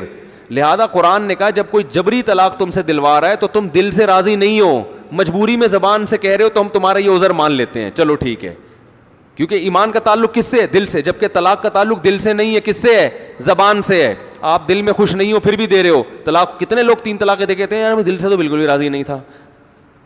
اسلام نے طلاق کے احکام کا مدار دل پہ بالکل بھی نہیں رکھا ہے, صحیح ہے نا, کس پہ رکھا ہے, زبان پہ. اس کی عقلی دلیل بھی ہے کہ اس طرح تو پھر بہت سی طلاقیں نہیں ہوں گی. لوگ کہتے ہیں ہم دل سے خوشی نہیں تھے اس طلاق کے دینے پر, بس وہ جذبات میں ہم نے دے دی. اور دوسری بات یہ حدیث سے بھی ثابت ہے کہ طلاق میں دل کا مدار نہیں ہے. تبھی حدیث میں آتا ہے ثلاث جدہن جد وہزلہن جد, 3 چیزیں ایسی ہیں جن میں حقیقت بھی حقیقت اور مذاق بھی حقیقت. تو طلاق اگر مذاق میں بھی دی جائے تو ہو جاتی ہے, حالانکہ مذاق میں طلاق دینے والا دل سے طلاق دینا نہیں چاہتا. وہ کہتا ہے میں تو محض ایک مذاق کر رہا تھا. جیسے مذاق میں آپ کسی کو الو کا پٹھا کہتے ہیں معذرت کے ساتھ, وہ غصے میں آ گیا بھائی مذاق کر رہا ہوں, سیریس کیوں ہو رہے ہو, دل سے میں تمہیں الو کا پٹھا نہیں کہہ رہا, میں چیک کر رہا تھا تمہارے اندر کرنٹ کتنا ہے صحیح ہے, تمہارے اندر برداشت کتنی ہے, یہ کرنٹ چیک کر رہا تھا, کیونکہ ویسے تو کرنٹ تاروں میں آ نہیں رہا. تو بہت سے کام انسان مذاق میں کہتا ہے, خرید و فروخت مذاق میں نہیں ہوتی. جیسے میں نے مذاق میں کہہ دیا کہ یہ گھڑی میں نے آپ کو 1 لاکھ میں دی, آپ کو پتہ ہے مجھ سے آپ مذاق کر رہے ہیں. آپ نے کہا کہ میں نے 1 لاکھ میں خریدی, آپ کو پتہ ہے کہ میں بھی کیا کر رہا ہوں, مذاق, دونوں کو پتہ ہے مذاق کر رہے ہیں. تو نہ یہ 1 لاکھ میں آپ کی ہوئی نہ میں اس قیمت کا مالک بنا, یہ ڈرامہ ہے, اس میں نہیں ہوگی طلاق, سوری اس میں خرید بے و شراء نہیں ہوگی. لیکن طلاق میں حدیث میں آتا ہے ورڈنگ پر ہے, ورڈ, الفاظ کیا یوز ہو رہے ہیں. دل کی خوشی کا اعتبار, دل کی نیت کا اعتبار نہیں ہے. تو جب جبر میں گن پوائنٹ پہ طلاق دی جاتی ہے تو طلاق دینے والی کی نیت طلاق کی نہیں ہوتی, صرف الفاظ ہوتے ہیں. تو اسلام کے قرآن و سنت کہتا ہے طلاق میں مدار کس پر ہے, الفاظ پر, دل راضی نہیں ہو ایسا اس سے نہیں. جبکہ ایمان کا تعلق کس سے ہے, دل سے ہے. تو گن پوائنٹ اس کی علامت ہے کہ دل سے راضی نہیں ہے, مجبوری میں زبان سے کہہ رہا ہے. تو جیسے منافق دل سے اسلام کو پسند نہ کرے, زبان سے 100 دفعہ کلمہ پڑھے تو وہ مسلمان نہیں ہوگا.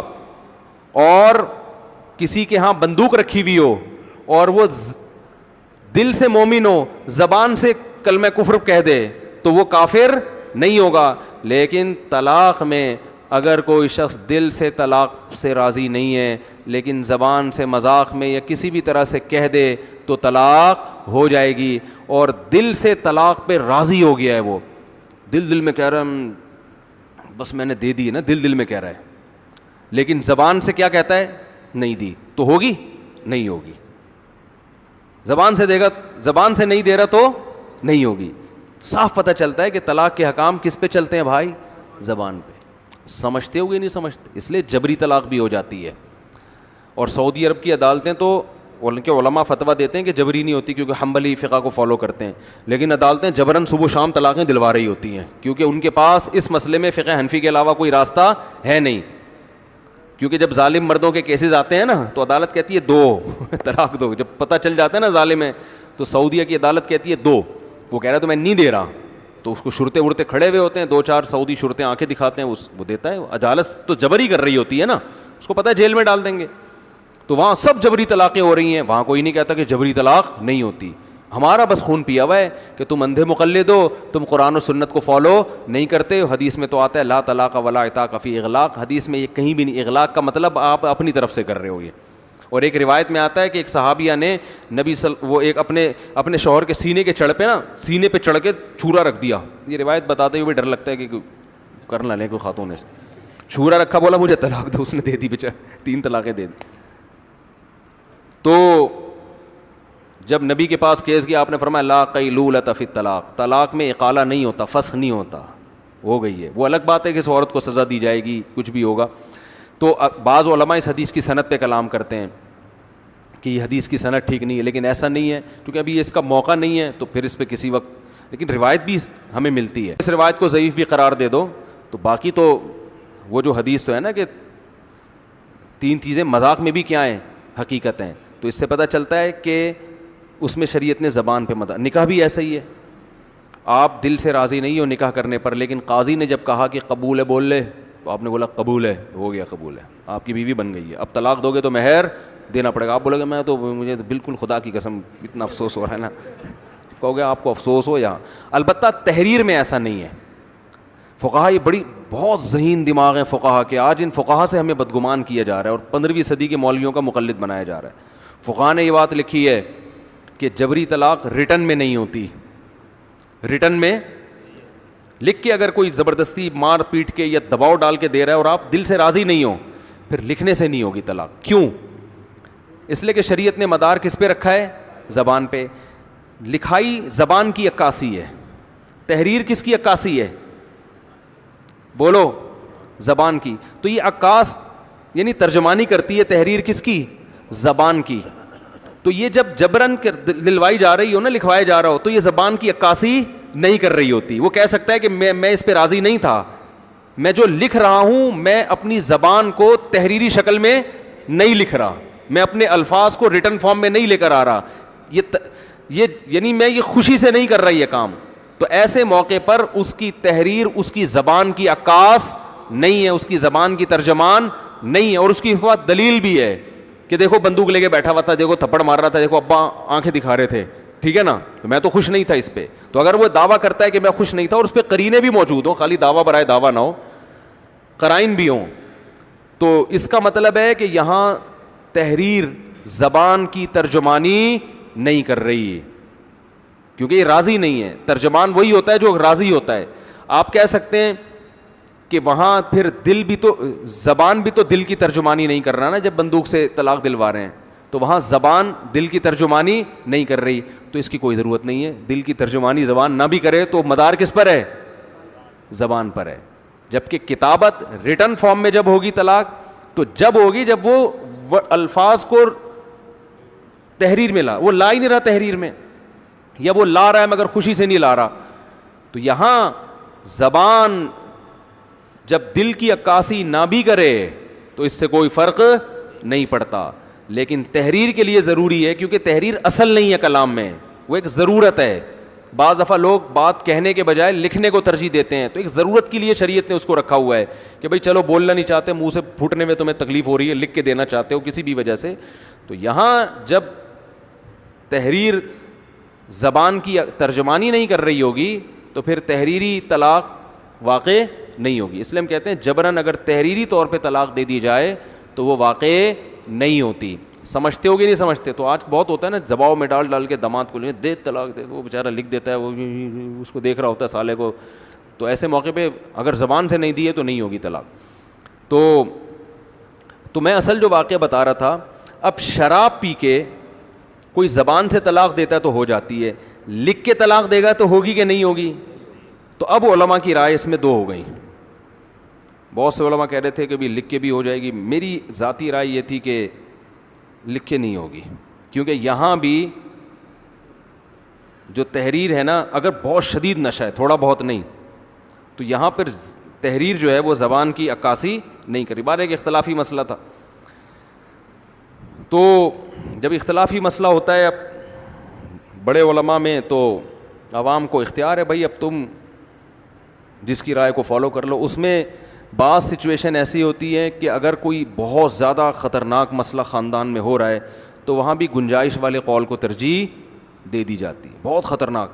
تو جب ہم نے کتابوں میں یہ مسئلہ پڑھا, دیکھا, اس کی تفتیش کی, تو وہ شراب بھی اس نوعیت کی پی تھی انہوں نے کہ اس کے شراب ہونے میں بھی کیا تھا, شک تھا کہ پتہ نہیں شراب بھی ہے یا نہیں ہے, نشہ ہو گیا تھا ان کو. تو بہرحال کیس کی نوعیت کیا ہو گئی تھی, تھوڑی ہلکی ہو گئی تھی. تو پھر اس میں پھر ہمارے بہت سے علماء کی رائے یہ تھی, میری اپنی رائے آخر دم تک یہی رہی کہ بھائی یہ نہیں ہونی چاہیے. تو ان علماء نے دستخط نہیں کی, انہوں نے کہا آپ اپنے دستخط سے فتویٰ لکھ کے ان کو دے دیں, کیونکہ عامی آدمی کسی مفتی کو فالو کرے گا, اس سے زیادہ کا وہ مکلف نہیں ہے. اب اس کو آپ کہہ جی جس میں جس کا قول قرآن و سنت کے مطابق ہو نا اس پہ, تو اس کو قرآن و سنت کے مطابق سمجھانے کے لیے پہلے 50 منٹ کی تقریر سننی پڑے گی اس کو کہ حدیثوں کا. دیکھو لوگ کہتے ہیں کہ بھائی ایک حدیث دے دو نا بس اس کو. بھائی حدیث جب آپ اس کو بتاؤ گے تو اس کے 10 مطلب مختلف شارحین نے کیے ہوئے ہیں. آپ کون سے مطلب کو, جیسے لا طلاق ولا عتاق, اب ہمارے بہت سے اہل حدیث حضرات کیا کرتے ہیں, وہ کہتے ہیں کہ زبردستی کسی نے طلاق دلوائی تو نہیں ہوگی. عامی آدمی کہتا ہے ہم آپ کے مقلد نہیں ہیں, دلیل کہتے ہیں دلیل میں آتا ہے لا طلاق ولا عتاق فی اغلاق, جب عقل پہ دروازے بند ہو جائے تو طلاق واقع نہیں ہوتی. وہ دلیل لے کے چلا گیا, میں نے دلیل کو فالو کیا ہے, مفتی کا مقلد نہیں. او بھائی اس میں 10 قسم کی بحثیں ہیں. جب آپ شارحین کو اٹھا کے دیکھو گے اغلاق کا مطلب کیا ہے, پھر دوسری جو حدیث آتی ہے لا قیلولۃ فی الطلاق والی حدیث, تو یہ پوری ڈیٹیل جب اس کے سامنے آئے گی اور اس کے بعد وہ فیصلہ کرے گا تو ہم کہیں گے یہ کس کو فالو کر رہا ہے, دلیل کو. یہ پوری ڈیٹیل اس کے سامنے نہیں ہوتی, وہ حدیث کے ریفرنس کو دیکھ رہا ہوتا ہے بس. یہ تو پوری ڈیٹیل جو میں نے ابھی بتائی ہے یہ اس کے سامنے آئے گی, پھر بھی اس کو وہ کنفیوز, بہت سے لوگوں کو ہو سکتا ہے اب بھی سمجھ میں نہ آ جاؤ, تو اس کے پاس یہی راستہ ہے کہ کسی بڑے مفتی کی رائے کو کیا کر لو, بھائی وہ مجھ سے زیادہ حدیث کو سمجھتا ہے, اس سے زیادہ وہ کر نہیں سکتا. اور اللہ نے قرآن میں کیا فرمایا, فاتقوا اللہ ما استطعتم, جتنی استطاعت ہے اتنا شریعت کو فالو کرو. تو عامی آدمی پھر اگر اس میں غلطی بھی ہو گئی تو اللہ کیا کرے گا, معاف کرے گا. وہ کہہ دے گا اللہ میں تو عالم بھی برحق تھے اور کوئی بدعتی بھی نہیں تھے, علم بھی پختہ تھا, اور وقت کے بڑے علماء نے اعتماد بھی کیا تھا ان کے اوپر, اور لوگ ان کو برا بھی نہیں کہتے تھے جو علماء ہیں, اور متقی بھی تھے, تو میں نے ان سے فتویٰ لیا, میں کیا کر سکتا ہوں. تو اللہ معاف کر دے گا, کیونکہ حدیث میں آتا ہے اذا اجتہد المجتہد فإن أصاب فله أجران وإن أخطأ فله أجر واحد. مجتہد جب اجتہاد کرتا ہے تو درست نتیجے تک پہنچے تو 2 اجر, اور درست نتیجے تک نہیں پہنچے تو بھی ایک اجر ملتا ہے, غلطی پر بھی اجر ملتا ہے, کیونکہ اس سے زیادہ وہ بیچارے کہ بس میں نہیں ہے. تو یہ جو میں نے شراب پی کے ریٹن طلاق کا مسئلہ بتایا, اس میں خود سے نہ کسی کو فتویٰ دے دیں. اگر خدا نہ خواستہ کوئی ایسا واقعہ ہوتا ہے کسی نے نشہ کیا اور نشہ کر کے اس نے تحریری طلاق دے دی ہے, تو باقاعدہ کسی بڑے ادارے سے فتویٰ لیں. اور میں لوگوں سے ایک اور بات کہتا ہوں کہ کسی مفتی جو بالکل الگ سے ہو اس سے فتویٰ نہ لیا کرو, باقاعدہ کسی ادارے سے اس کا تعلق ہو, کیونکہ اس کے پیچھے ادارہ اس کا ذمہ دار ہوتا ہے, وہ ادارہ گواہی بھی دیتا ہے کہ یہ واقعی مفتی ہے. ورنہ آپ کسی انفرادی طور پر کسی کو فالو کر رہے ہو, آپ کو کیا پتہ یہ مفتی ہے بھی کہ نہیں ہے, کیونکہ آج پتھر اٹھاؤ نیچے سے کیا نکلے گا, مفتی. ہر آدمی مفتی بنا ہوا ہے, ہر آدمی مفتی بنا ہوا ہے. تو پیچھے پراپر ادارہ ہونا چاہیے جو اس کی ذمہ داری لے.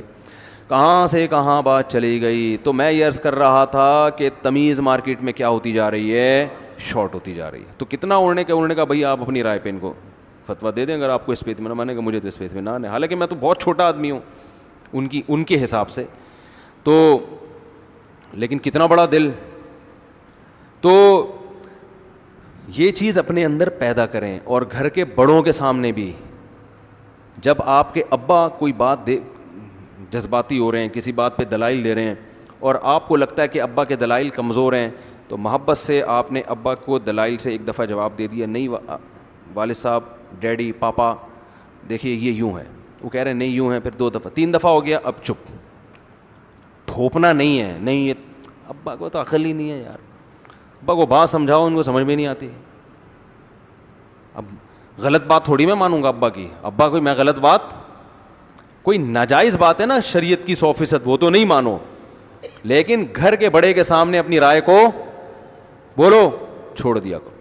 اس میں یہ نہ کہا کرو کہ میں دلیل کو مانتا ہوں کسی کو نہیں مانتا. بھائی جان تھوڑی دیر کے لیے آپ دلائل کو ایک طرف رکھ لیں, ٹھیک ہے دلائل آپ کے مضبوط ہیں, لیکن اس مسئلے کا تعلق حلال و حرام سے نہیں ہے, اس کا تعلق اس سے کہ چاہیے یا نہیں چاہیے, یہ والا کام ہونا چاہیے, یا بارات میں 20 آدمی آنے چاہیے یا 50 آدمی, یہ کوئی حلال و حرام سے اس کا تعلق تو نہیں نا. ابا کہہ رہے ہیں کم بخت خرچہ تو میرا ہوگا, 20 آدمی آئیں گے, بیٹا کہہ رہے نہیں 500 آدمی آئیں گے. ابا ایسے موقع پہ کنجوسی بنتی ہے ہی نہیں. لوگ کیا کہیں گے ہمیں, بھائی چھوڑ دو یار, پہلے ابا کو راضی کرو, لوگوں کو ایک طرف رکھو. تو گھر کے بڑے کے سامنے, ماں کے سامنے, باپ کے سامنے, اسی طرح عورت اپنے شوہر کے سامنے اپنی رائے کو چھوڑ دے نا, تو شوہر کا دل بہت بڑا ہو جاتا ہے, ایسا لگتا ہے جیسے میں بہت عقل مند ہوں, اس کو ایسا محسوس سا ہونا شروع ہو جاتا ہے شوہر کو کہ آج میری بیگم نے میری بات پہ کہہ دیا کہ میں غلط کہہ رہی ہوں, آپ صحیح کہہ رہے ہیں. وہ خوشی سے مر بھی سکتا ہے کہ اس کا مطلب مان لیا کہ میں کیا ہوں, لیکن لڑ رہے ہوتے ہیں. تو لڑ رہے ہوتے ہیں. تو اور آپ بھی بیگم کو کہہ دیا کریں تم صحیح ہو. لیکن اگر دونوں ہی ہٹ دھرم ہیں تو ہتھیار کس کو ڈال دینے چاہیے؟ عورت کو کہ یار سربراہ ہے گھر کا، بڑا ہے، تھوڑا ادب تمیز کر لو، اس سے کتنے سارے فائدے اٹھا رہی ہوں میں، مان لو چلو خوش کرنے کے لیے اوپر سے بول دو آپ بہت اچھے ہیں. دل تو نہیں چاہ رہا بولنے کا، لیکن آپ بول دو میں اس وقت جو چیز کی سب سے زیادہ کمی محسوس کر رہا ہوں گھروں کے اندر، بڑوں کا ادب اور تمیز. خط میٹ کا جواب کس سے دیا جا رہا ہے؟ پتھر سے. اور اس کو سمجھا جاتا ہے دلائل کو مانتے ہیں ہم، کسی شخصیت پرستی میں مبتلا نہیں ہے. بدتمیزی کو شخصیت پرستی نہیں کہتے، بدتمیزی کو شخصیت پرستی نہیں کہتے. کسی عالم کی بات آئے اور فوراً اس کی بات پہ رد کر دینا کہ یہ دلیل کے خلاف ہے، میں نہیں مانتا. اگر واقعی دلیل کے خلاف ہے تو اس طریقے سے رد مت کرو، اس طریقے سے رد مت کرو. آپ بولو کہ بھائی ہو سکتا ہے ان کے پاس کوئی دلیل ہو لیکن ہمیں بظاہر یہ والی دلیل صحیح معلوم ہوتی ہے، اور وہ بھی غلط نہیں ہے، ہو سکتا ہے ان کے نظر میں یہ مفہوم ہو. حضرت مولانا شریف تھانوی رحمۃ اللہ علیہ پر کسی نے کفر کا فتویٰ لگا دیا تو کسی نے کہا حضرت وہ اتنے بڑے عالم ہیں آپ پہ کفر کا فتویٰ لگا دیا. انہوں نے کہا کہ بھائی وہ میری بات کا انہوں نے یہ مفہوم لیا ہوگا اور یہ والا مفہوم تو کفریہ ہی بنتا ہے. تو ان میں چونکہ اس طرح کے الفاظ مجھے پورے یاد بھی نہیں، چونکہ غیرت حمیت ان میں کفر کے معاملے میں بہت زیادہ ہے تو وہ ذرا جذباتی ہو گئے. کیسی اچھی مجھے پورے الفاظ ان کے یاد نہیں ہیں، لیکن انہوں نے اس کی بھی کیا کر لی؟ تعویل کر لی. تو پازیٹیو سوچ پیدا کرنے کے لیے بڑا قربانی دینی پڑتی ہے، لیکن ایک دفعہ جب پیدا ہو گئی خدا کی قسم زندگی کا مزہ آ جاتا ہے. ایسے آدمی سے کہ منہ سے پھول جھڑتے ہیں، خیریں پھیلتی ہیں. تو بحث میں ایک دوسرے کی رائے کا احترام، گھر میں بڑے ہیں تو اپنی رائے کو ان کی رائے کے آگے قربان کرو. یہ کرنا پڑے گا آپ کو، اور اس کا پتہ ہے نقد فائدہ کیا ہوگا کہ جب آپ بڑے ہو جاؤ گے نا تو آپ کے چھوٹے بھی یہی کام کریں گے. گھر میں آپ باپ بن کے رہو گے. اگر آپ نے ابھی اپنے ابا کا باپ بننے کی کوشش کی تو کل آپ کی اولاد نہیں بلکہ آپ کا باپ بنے گی. وہ سمجھتے ہو؟ اگر خاتون نے ابھی اپنے آپ کو شوہر کا فرما بردار بنانے کی کوشش نہیں کی، اپنے آپ کو ان کا فرما بلکہ شوہر کو غلام بنانے کی کوشش کی، تو آپ کا بیٹا بھی آپ کی بہو کا غلام بنے گا. پھر آپ کیسے کہو گی کہ میری بہو میرے بیٹے کا احترام نہیں کرتی؟ سمجھتے ہو؟ تو یہ مارکیٹ میں یہ ہو رہا ہے. تمیز، احترام، علماء کا احترام کرو. ان کے سب باز کر رہے ہو تو بھائی اپنی رائے کو ان کی رائے کے آگے چھوڑ دیا کرو. ایک دفعہ کیا ہوا، ہمارے ایک استاذ تھے، انہوں نے ایک مسئلہ بتایا اور اس پہ دلائل بھی دیے، تو فوراً کسی نے ایک بڑے بزرگ کا نام لیا کہ وہ تو اس کے خلاف کہتے ہیں. آپ نے دلائل کے انبار لگا دی، وہ تو اس کے خلاف کہتے ہیں. اب یہ ایسے تھا کہ ان کو غصہ آتا اور کہتے ہیں وہ غلط کہتے ہیں، ان کو کیا پتا. ایسے موقع پہ انسان کے منہ سے یہ نکل جاتا ہے. لیکن میں نے دیکھا میرے استاذ کو غصہ آیا. انہوں نے کہا میں دلائل پہ دلائل دے رہا ہوں، ایسے موقع پہ نام لے کے یہ کہہ دینا کہ وہ تو اس کے خلاف کہتے ہیں، اس کا مطلب آپ میرے زبان سے ان کی توہین نکلوانا چاہتے ہو. یہ بول دو کہ بھی بعض حضرات تو یوں کہتے ہیں، کیونکہ اتنے جذبات میں دلائل کے انبار لگا رہا ہوں اور آپ نے فوراً اس بزرگ کا نام لے کے بول دیا کہ وہ تو یوں کہتے ہیں. تو ایسے موقع پہ انسان جذبات میں کہہ دیتا ہے وہ بزرگ کیا ہیں؟ غلط ہیں، حالانکہ وہ ان کے بھی استاد تھے اور بڑے نیک ہیں. تو کہا مبہم رکھ کے بات، ایسے موقع پہ کیا کرنا چاہیے؟ مبہم بات کرنی چاہیے کہ بعض حضرات یہ کہتے ہیں، تو بعض کو تو لگاؤ، بعض میں تو کوئی بھی ہو سکتا ہے نا. تو یہ تمیزیں نہ گھر میں سکھائی جا رہی ہیں، تمیز سے ہے ہی نہیں، بولتے اتنا چیختے ہیں. گھر میں کوئی آرام سے بات نہیں کرتا یار، جب بولے گا چیخ کے بات کرے گا، ایسے. کوئی باپ گھر میں چیخ کے بات کر رہا ہوتا ہے، وہ کہتے ہیں میری اولاد چیختی ہے. بھائی آپ کی اولاد اس لیے چیختی ہے کہ آپ گھر میں بیگم پہ صبح و شام چیختے رہتے ہیں. آپ بچوں کو جتنا بھی سکھائیں نا کہ آہستہ آہستہ آہستہ، لیکن جب آپ کو غصہ ہوتا ہے تو آپ دو پھول اچھلتے ہیں، تو بچے آہستہ نہیں بولیں گے. تو یہ تو قرآن کا حکم ہے، ان انکر الاصوات لصوت الحمیر. تو خیر موضوع سارا دائیں بائیں ہو گیا. تو میں یہ عرض کر رہا تھا کہ قرآن مجید میں اللہ تعالیٰ نے نبی کو حکم دیا کہ ان سے کہہ دیجئے میری اس دعوت میں کوئی لالچ نہیں ہے. تو جو بات میں کر رہا تھا، دعوت میں نہ پیسوں کی لالچ ہونی چاہیے، نہ عزت مطلوب ہو، نہ اپنے آپ کو اونچا دکھانا مطلوب ہو. دعوت جھک کے دی جاتی ہے. دیکھو تبلیغی جماعت اتنی کامیاب کیوں ہے، اتنی کامیاب، حالانکہ ایک پیسہ بھی نہیں ملتا. کھانا، چائے، نسوار، پان، گٹکا سب اپنے خرچے پہ. جب آپ ایک سال جنگلوں میں پیدل لگا کے آؤ گے تو کوئی ایئرپورٹ پہ پھول لے کے کھڑا ہوا نہیں ہوتا ہے بھائی. نہ دفتر میں کوئی انکریمنٹ لگ جاتا ہے, نہ گورنمنٹ کی طرف سے کہ ماشاء اللہ چونکہ ان کے کوئی سرٹیفکیٹ بھی نہیں ملتا. آپ بتاؤ میں سال لگا کر آیا ہوں, وہ اگلا کیا ثبوت ہے؟ کہ ثبوت تو کچھ بھی نہیں ہے. مدنی مسجد فون بھی کرو گے شاید وہ بھی کہہ لیں ہم تو جانتے ہی نہیں اس بندے کو ہے کون. کچھ بھی نہیں مل رہا ہوتا, پھر بھی اتنی کامیاب کیوں ہے؟ پھیلتا ہے جو کام پھیل رہا ہے. وجہ کیا ہے کہ جب یہ دعوت دینے کے لیے جاتے ہیں تو اپنے آپ کو چھوٹا بنا کے, یہ نہیں کہ ہم تیرے کو سکھانے آئے ہیں, تجھے کچھ پتہ وتا ہے نہیں بھائی, ہم سیکھنے آئے ہیں, آؤ مسجد میں بیٹھ کے مذاکرہ ہوگا, ہم بھی سیکھیں گے آپ بھی سیکھیں گے, ہم نے تو خود کلمہ پڑھا ہے تو ہم سیکھنے والے. تو یہ جو سیکھتے اور بھائی اور عزت اور کوئی یار کیا کیا باتیں آتی ہیں دماغ میں کھوپڑی میں. ابھی میں ایک واقعہ سنایا نا, جس نے مجھے سنایا تو بس میں آنکھوں سے ضبط نہیں کر پا رہا تھا. حضرت مولانا طاری جمیل صاحب کا واقعہ ہے. ایک شخص آیا مجھ سے ملنے کے لیے, خواجہ سرا ہے. میں تو پہلی دفعہ زندگی میں کوئی خواجہ سرا مجھ سے ملا. میں سمجھا کہ پراپر آدمی ہے, اتنی بڑی اس کی داڑھی اور رنگ ماشاءاللہ بڑی مردانہ وجہ. لیکن جب بات چیت کا انداز ہوتا ہے تھوڑا سا, وہ ایٹیٹیوڈ سے اندازہ ہو گیا کہ یہ مکمل مرد نہیں ہے. تو اس نے مجھے خود بتا دیا میں خواجہ سرا ہوں. میں نے کہا بھائی ہم سے ملنے کے لیے کیسے آیا آپ, اتنی بڑی داڑھی آپ کی. اس نے اپنا جو واقعہ سنایا نا, میں 3 دفعہ وہ واقعہ سناتے ہوئے رویا ہوں, اور جب وہ سنا رہا تھا اس وقت میرے آنکھوں سے آنسو نکل رہے تھے. اس نے یہ ابھی بھی میرا بیان سنتا ہے وہ. اس نے واقعہ سنایا کہ میں جب پیدا ہوا تھا نا تو میں خواجہ سرا تھا. گھر میں ایسا بچہ پیدا ہو جائے والدین کی طرف سے عزت نہیں ملتی. جب 10-12 سال کا ہوا تو نہ بھائی مجھے عزت دے رہا ہے اور نہ میرا والد مجھے عزت دے رہا ہے. میں بھائی کے ساتھ کہتا ہوں مجھے باہر لے کے جاؤ تو وہ کہتے ہیں لوگ میرا مذاق اڑائیں گے تمہیں دیکھ کے. ظاہر ہے اس کی حرکتیں تھوڑی زنانہ لڑکیوں والی حرکتیں ہوتی ہیں, اور والد بھی کہیں محفلوں میں نہیں لے کے جا رہے, ایک مذاق اڑایا جاتا ہے.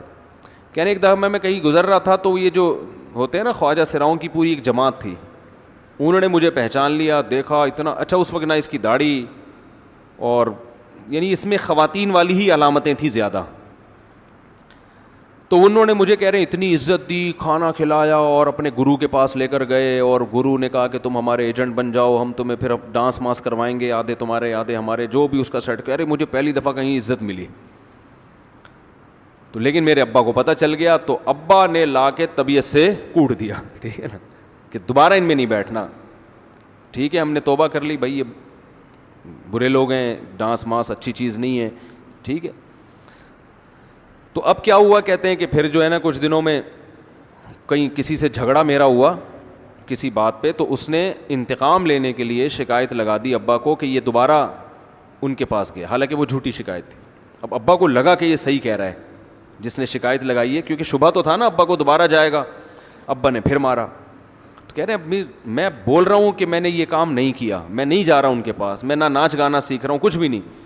لیکن ابا نے اس کی باتوں میں آ کے انکوائری نہیں کی ہوگی پوری, وہ سمجھے ہوں گے کہ بھئی ایسا ہی ہے, تو ابا نے پھر کٹائی لگائی. تو اس کے دل میں منفی جذبات پیدا ہو گئے اور یہ گھر سے بھاگ گیا کہ بھئی مجھے ویسے تو عزت نہ یہاں مل رہی ہے اور میں اب ذلت برداشت بھی کر رہا ہوں, تو بھی کہہ رہے میں وہاں چلا گیا.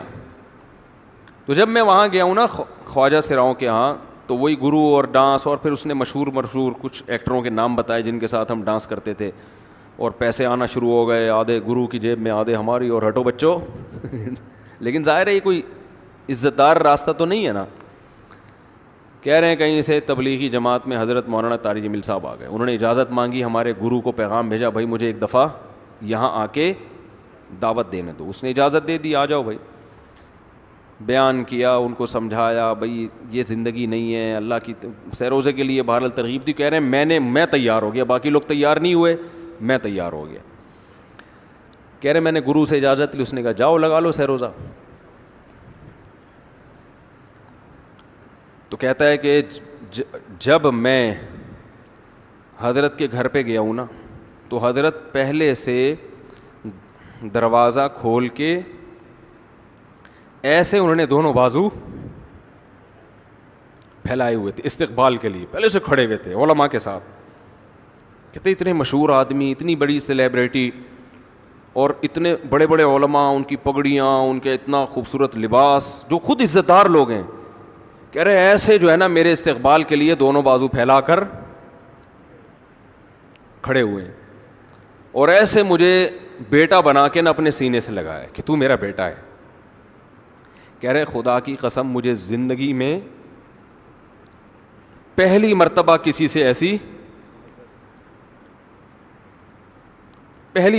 عزت ملی مجھے کسی سے, اور اس عزت دینے میں مولانا کا کوئی مفاد, بولو بھائی, کچھ بھی, بلکہ ذلت ہوگی نا. لوگ کہتے ہیں خواجہ سرا کو بیٹا بنایا ہوا ہے, اور اس وقت تو اس میں بیچارے میں کچھ زنانہ سی علامتیں بھی تھیں. تو خواجہ سرا کو کیا دے رہے ہیں؟ عزت دے رہے ہیں. کیا کسی تاجر پہ محنت کرو تو تھوڑا چندہ دے دے گا مدرسے کو, ایسا ہی ہے نا. اور کسی افسر پہ محنت کرو تو تعلقات کیا ہو جائیں گے جب وہ دین پر آئے گا. تو اس سے کیا فائدہ اس کو. تو باپ ایسے ان لوگوں کو ریجیکٹ کر دیتے ہیں, بھائی اپنانے سے.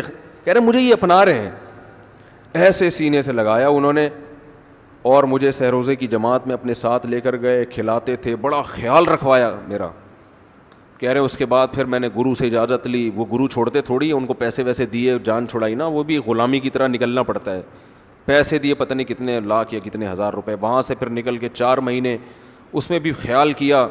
تو پھر تبلیغ کے بزرگوں سے ملا, پھر انہوں نے پورا مجھے بتایا کہ بھائی تم یہ علاج کرو تاکہ تمہارے اندر یہ زنانہ علامتیں ختم ہو. تو وہ علاج کر رہا تھا ماشاء اللہ, انجیکشن لگے, انجیکشن میں ڈاکٹروں کی بھی مدد کروائی. یہ ایسی این جی او ہے میرے بھائی جس کو کوئی بھی این جی او نہیں کہتا, نہ ان کے کوئی اشتہار آ رہے ہیں. کتنے لاکھوں لوگوں کو اس طرح سے یہ لے کر بھی آئے اور ان کے مسائل بھی حل کیے, مگر نہ کوئی ویڈیو بن رہی ہے, نہ کوئی اشتہار آ رہا ہے. یہ تو اس نے خود مجھے بتا دیا نا, اور اس نے کہا ایسے سینکڑوں لوگوں کے ساتھ ہوا ہے. تو اس کی ماشاء اللہ اب داڑھی نکل گئی. اس نے کہا آہستہ آہستہ میں اللہ سے امید ہے کہ مکمل مرد بن جاؤں گا میں. تو یہ ہے وہ دعوت جس میں آپ کا کوئی مفاد بولو نہیں ہے. تو دعوت کے کام میں جب تک اس درجے کا اخلاص نہیں ہوگا اس وقت تک آپ کی دعوت میں جان پیدا نہیں ہوگی. اور یہ ہمارے نبی کی دعوت تھی کہ عبداللہ بن ام مکتوم سے آپ نے تھوڑا سا منہ پھیرا اور اللہ نے کیسے آپ کو تنبیہ کی ہے, اور آپ نے ساری زندگی پھر کیسے عبداللہ بن ام مکتوم نابینا صحابی, غریب صحابی کا اکرام کیا آپ صلی اللہ علیہ وسلم نے. تو بھائی یہ صرف علماء کے لیے نہیں ہے, یہ ہر شخص کے لیے کہ جب بھی حق بات کرو نا, حق بات, جب بھی حق بات, تو اس میں آپ کا کوئی مفاد نہیں. یہاں تک کہ سیاسی حمایت اگر کسی کی کر رہے ہو تو آپ کا ذاتی مفاد اس میں نہیں ہونا چاہیے. آپ کسی کی سیاسی مخالفت کر رہے ہو اس میں آپ کا ذاتی مفاد نہیں ہونا چاہیے. آپ کہتے ہو یہ والی سیاسی پارٹی زبردست ہے, یا تو آپ کو پیسے مل رہے ہوتے ہیں, یا آپ چونکہ اس پارٹی کے رکن ہوتے ہیں تو آپ کو پتہ ہے یہ ترقی کرے گی تو مجھے بھی, میری بھی عزت ہوگی. ٹھیک ہے, کسی کو پروموٹ کرنے کے لیے اس کی تعریفیں کرنی پڑتی ہیں جو جائز تعریفیں ہیں, لیکن آپ کا اس میں اگر اس کو پروموٹ بھی کر رہے ہو تو ملک اور قوم کی خیر خواہی کے لیے پھر آپ کریں اس کو پروموٹ. لیکن آج کل ہوتا کیا ہے, اپنا ذاتی مفاد. پھر دیکھو لوگوں کی گالیاں لانتے ہیں کیسی پڑ رہی ہوتی ہیں. میں کہتا ہوں یار ہمیں تو بعض دفعہ ہم سے واقعی غلطی ہوتی ہے, اس پہ جو برا بلا لوگ کہتے ہیں اس سے انسان کو اتنا ڈپریشن میں جاتا ہے. تو اور ان کو تو باقاعدہ ان کی غلطیاں ہو کے بے شمار لعنتیں پڑ رہی ہیں, مگر یہ پھر بھی رات کو بڑے مزے سے خراٹے لے کے سو رہے ہوتے ہیں. حیرت ہو رہی ہوتی ہے مجھے, تو میں دیکھ کے حیران ہوتا ہوں کہ ان کو لوگ کہہ رہے ہوتے ہیں. آج کوئی آیا تھا ملنے, میں اس کو سمجھا رہا تھا, وہ ماشاء اللہ پڑھے لکھے ہیں, کیا نام ہے ان کا یار, وہ ایک مشہور یوٹیوبرز بھی ہیں نا آج, حماد صافی بچہ نہیں ہے ماشاء اللہ, بڑا زبردست ہے. ان سے جو ہے نا وہ ہماری گپ شپ ہوئی تو ریکارڈنگ بھی ہوئی, وہ انشاءاللہ ہم ڈال دیں گے. تو وہ بڑے ماشاء اللہ بہت اللہ نے اس کو نالج دی ہے. تو مجھے انہوں نے کہا ہوا تھا کوئی بات آپ کریں, تو میں نے اس سے بس ایک بات کی. تو میں نے کہا دیکھو یعنی آپ ماشاء اللہ ترقی کر رہے ہو تو اپنے ویژن پہ سمجھوتا نہیں کرنا, کیونکہ ایک دفعہ سمجھوتا کر لیا نا, لالچ میں آ گئے. لالچ ایسی چیز ہے کہ آپ اسٹیل مل بھی کھا جاؤ گے تو آپ کا پیٹ نہیں بھرے گا. میں نے ان کو بتایا کہ دیکھو اسٹیل کا ایک چمچ کوئی کھا سکتا ہے, آپ کو بھی یہ بتا رہا ہوں, کوئی شخص ہے جو اسٹیل کا ایک چمچ بھی کھا لے. اگر آپ اسٹیل کا ایک چمچ بھی کھا لینا آپ کو الٹیاں ہوں گی, پیٹ خراب, آپ دوبارہ دوسرا چمچ کھانے کی کوشش نہیں کرو گے. مگر ہمارے بعض سیاسی لیڈر ایسے ہیں جو اسٹیل کا ایک چمچ نہیں, اسٹیل کی پوری مل کھا گئے. پھر بھی رات کو ہم تو ایک چمچ کھا لیں تو رات کو نیند کم از کم اس دن نہیں آئے گی. پوری مل جس سے پتہ نہیں کروڑوں چمچ بنتے ہیں, کروڑوں سریے بنتے ہیں, کیا کیا بنتا ہے اسٹیل کے, پوری مل کھائے, ایک دفعہ نہیں کھائی, کئی بار کھا کے بیڑا ہی غرق کر دیا اس کا, مگر ابھی بھی ان کا پیٹ نہیں بھرا. یہ ہے اٹ از کالڈ لالچ اور طمع. جو آدمی اپنے ویژن پہ سمجھوتا کر لینا پیسوں کے لیے, خدا کی قسم پیسے کے پیچھے بھاگتا رہے گا, پیسہ اس کو تھکا دے گا, جائے گا پیٹ میں, پیٹ نہیں بھرے گا اس کا, اس بیماری کی طرح ہو جائے گا جس میں کھاتے رہو مگر پیٹ نہیں بھرتا. اور جس نے قناعت کر لی نا, اس کو اسٹیل مل کا ایک چمچ بھی ہضم نہیں ہوگا. وہ کہے گا بھائی یہ میرے کھانے کی چیز نہیں ہے, وہ جائز چیزیں کھائے گا. تو اس لیے اس قرآن کی آیت سے ہمیں جو سبق ملتا ہے کہ دعوت کے کام میں نہ مالی لالچ اور نہ شہرت کا بھوکا ہو انسان. تو یہ صرف علماء کے لیے نہیں ہے, صرف نبی کے لیے نہیں ہے, نبی کے واسطے سے ہم کو بتایا جا رہا ہے کہ آپ جب بھی, اور ایک آخری بات کر کے بیان کو ختم کرتا ہوں, میاں بیوی میں بھی بہت سے جھگڑے اس بیس پر ہوتے ہیں, ساس بہو میں بھی. ساس جب بہو کو نصیحت کرتی ہے تو بہو کو پتہ ہوتا ہے نصیحت نہیں ہے, یہ طنز ہے, یہ نصیحت نہیں ہے بلکہ یہ طنز ہے. پھر بہو کو غصہ آتا ہے, ساس کہتی ہے ایک تو اس کو کمبخت کو اس کی غلطی پہ نصیحت کرو, اور اس کو کیا آ رہا ہے غصہ. بھائی آپ کے اسٹائل سے لگ رہا تھا کہ آپ نصیحت نہیں کر رہی. میں ایسے گھرانوں کو بھی جانتا ہوں جس میں 4 5 6 بہویں ایک ساتھ رہتی ہیں, کوئی لڑائی نہیں ہوتی ساس سے. اور ایسے گھرانوں کو بھی جانتا ہوں جس میں ایک ہی بہو ہے اور جینا حرام ہوا ہے, 2 بہویں 3 بہویں حرام. جن گھرانوں میں امن ہے ان میں ہوتا کیا ہے, صاحب نے بتایا کہ میرے 4 5 بیٹے ہیں اور سب کی شادی ہے. میں نے کہا یار آپ کسی کی بھی ساس سے لڑائی نہیں. انہوں نے کہا سب کی ساس سے بنتی ہے. کیسے؟ انہوں نے اپنا اصول بتایا, شیئر کر لینا چاہیے. انہوں نے کہا کہ جب بھی ہمارے گھر میں بہو آتی ہے نا تو میں اپنی بیگم کو سمجھا دیتا ہوں اس پہ طنزیہ لہجہ کبھی بھی نہیں, چاہے کتنی غلط ہو, طنز نہیں کرنا ہے. اب بہویں بھی آج کل مارکیٹ میں ایسے آ رہی ہیں جن کو روٹی پکانا کھانا بہت طبیعت سے آتا ہے, ان کو پکانا بالکل بھی بولو نہیں ہے, کھلا دو آپ کھا جائیں گی, حالانکہ ڈائٹنگ پہ ہوتی ہیں پھر بھی کھا جائیں گی, ٹھیک ہے نا. پکانے کا ان کو پتہ ہی نہیں ہوتا. اب جب سسرال میں گئی تو چلو تم بھی کبھی پکا دو, خود بھی پکا دو, ہمیشہ تو ہوٹل سے نہیں آئے گا تو پکی نہیں رہی. ایکچولی پھر اس پہ شو بھی, ایکچولی اصل میں ہم لوگ تو پیزا اور برگر اور ایکچولی بس مجھے روٹی تو بنتی ہی نہیں ہے, مجھے تو اردو آتی ہی نہیں ہے. تو یہ کوئی کمال کی بات تو نہیں ہے نا, اردو میں اس کا اردو میں کیا کہتے ہیں اس کو, تو یہ کوئی خوشی کی بات تو نہیں. اور اردو نہ آنا یہ کوئی خوشی کی, یہ فخر ہے بھائی اردو نہیں آتی, ہم اتنے نیک ہیں, ٹھیک ہے نا, ہمیں اردو آتی نہیں ہے. تو کیا ہے, انہوں نے کہا کہ روٹی پکانی نہیں آتی. وہ نہیں آتی نا آج کل لڑکیوں کو, چائے بنانی نہیں آ رہی, وہ یوں. تو کہتے ہیں میں نے اپنی بیگم سے بولا ہوا ہے کہ کسی کو یہ نہیں کہنا ہے کہ تمہیں روٹی پکانا نہیں آتی. یہ کیا پکا دیا, ساسیں کہہ رہی یہ اس کو روٹی بولتے تیری.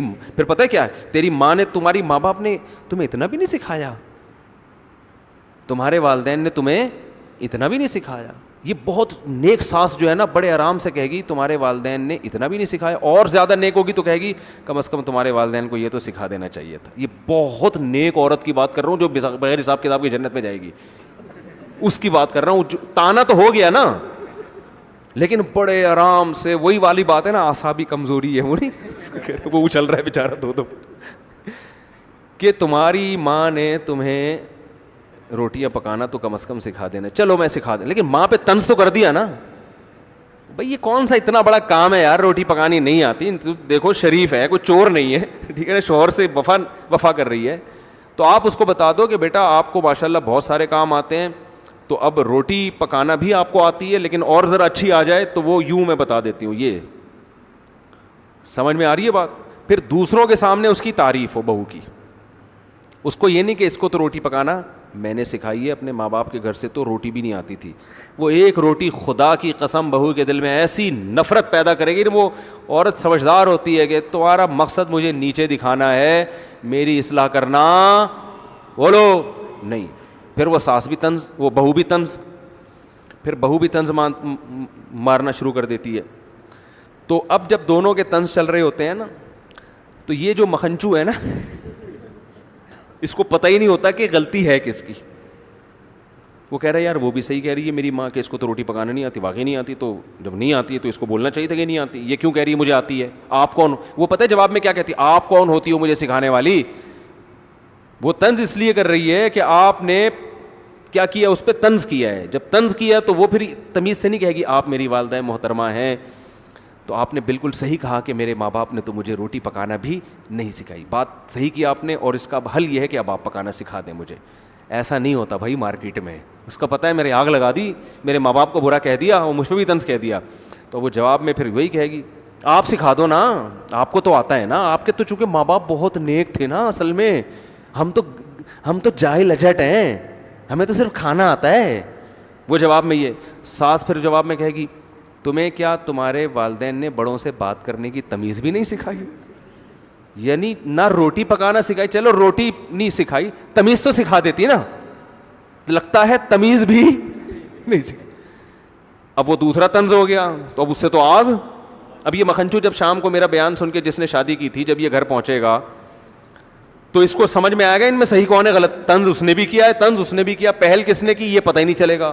اور خدا کی قسم قیامت آ جائے گی عورتوں کی لڑائی میں یہ فیصلہ کرنا کہ ان میں صحیح کون ہے غلط کون ہے. کسی کے باپ, کوئی کائنات میں ایسا انسان کا بچہ پیدا ہوا ہی نہیں ہے. اس کا حل جب میرے پاس آتے ہیں میں کہتا ہوں الگ کرو ان دونوں کو, بہو کو الگ رکھو, ساس کو الگ رکھو. کہہ رہے نہیں میں چاہ رہا ہوں کہ جو غلطی ہے اس کو سزا. میں نے کہا یہ تیرا باپ فیصلہ کرے گا کہ غلطی کس کی ہے؟ یہ فیصلہ کون کرے گا؟ دونوں ایسے ہی بولیں گے, ایک تو بات کاٹیں گی, ادھر لے جا کے سنو گے اس کی, ادھر لے جا کے سنو گے, نہیں ہو سکتا فیصلہ بھائی. وہ رائی کا پہاڑ بناتی ہیں خواتین, اتنی سی بات کو بڑھا چڑھا کر. اور پھر ساس بہو میں ایک دفعہ یہ پیدا ہو گیا نا کہ یہ مجھ سے نفرت کرتی ہے, مجھے نیچا دکھانے کی, اور پھر اب تو ہر بات میں یہی ہوگا. اب یہ آٹومیٹک ہو گئے ہیں. ٹھیک ہے, ابھی ایسے جیسے آٹومیٹک گاڑی آپ نے چلا کے چابی اندر بھول گئے, دروازے لاک ہو گئے, اب کھڑے ہو کے دیکھو اب یہ کیا ہو رہی ہے, جا رہی ہے, اب نہیں رکے گی یہ. اب آپ تماشا دیکھو. تو اس لیے میں کہتا ہوں تمیز سے رہنے کا طریقہ کیا ہے. پہلے اپنی بیگم کو بتا دو بہو آ رہی ہے, طنز بالکل نہیں کرنا. نہیں آتی روٹی پکانا تو بولو بھائی کوئی بات نہیں بیٹا, یہ تو ہوتا ہے, مجھے بھی نہیں. جھوٹ بول دے یار تھوڑی دیر کے لیے, بیٹا مجھے بھی نہیں آتی تھی, مجھے میری ساس نے سکھائی. کیا بارہ ہے, ایسے جھوٹ تو چلتا ہے, یہ تو ثواب ملے گا ایسے جھوٹ پہ. اور یہ 100% جھوٹ بھی نہیں ہے, کچھ نہ کچھ تو سکھایا ہوگا نا اس نے. تو تھوڑا سا بول دو اور وہ بھی اس کو بھی سکھا دو. تو ایسے گھر جنہوں نے شروع میں کنٹرول کر لیا نا, ان کے گھر جنت بنے ہوئے ہیں. 4 5 بہویں ایک ساتھ رہتی ہیں اور کوئی طنز نہیں ہوتا. اور ایسے گھر بھی الحمدللہ ہمارے معاشرے میں تھے کہ 4 بیٹے اور بہویں 6, پھر بھی الحمدللہ وہ چل گئے کسی نہ کسی درجے میں. خیر, تو طنز نہ کرو. طنز سے معاملہ کیا ہوتا ہے؟ طنز تو جب لڑائی کرنی ہے پھر طنز ہے. وہ بھی ایک موقع آتا ہے کہ جب پھر تانے طبیعت سے دیا کرو. جب پھڈا ہی کرنا ہے, اب توڑنا ہی ہے, تو پھر چلے گا نا طنز.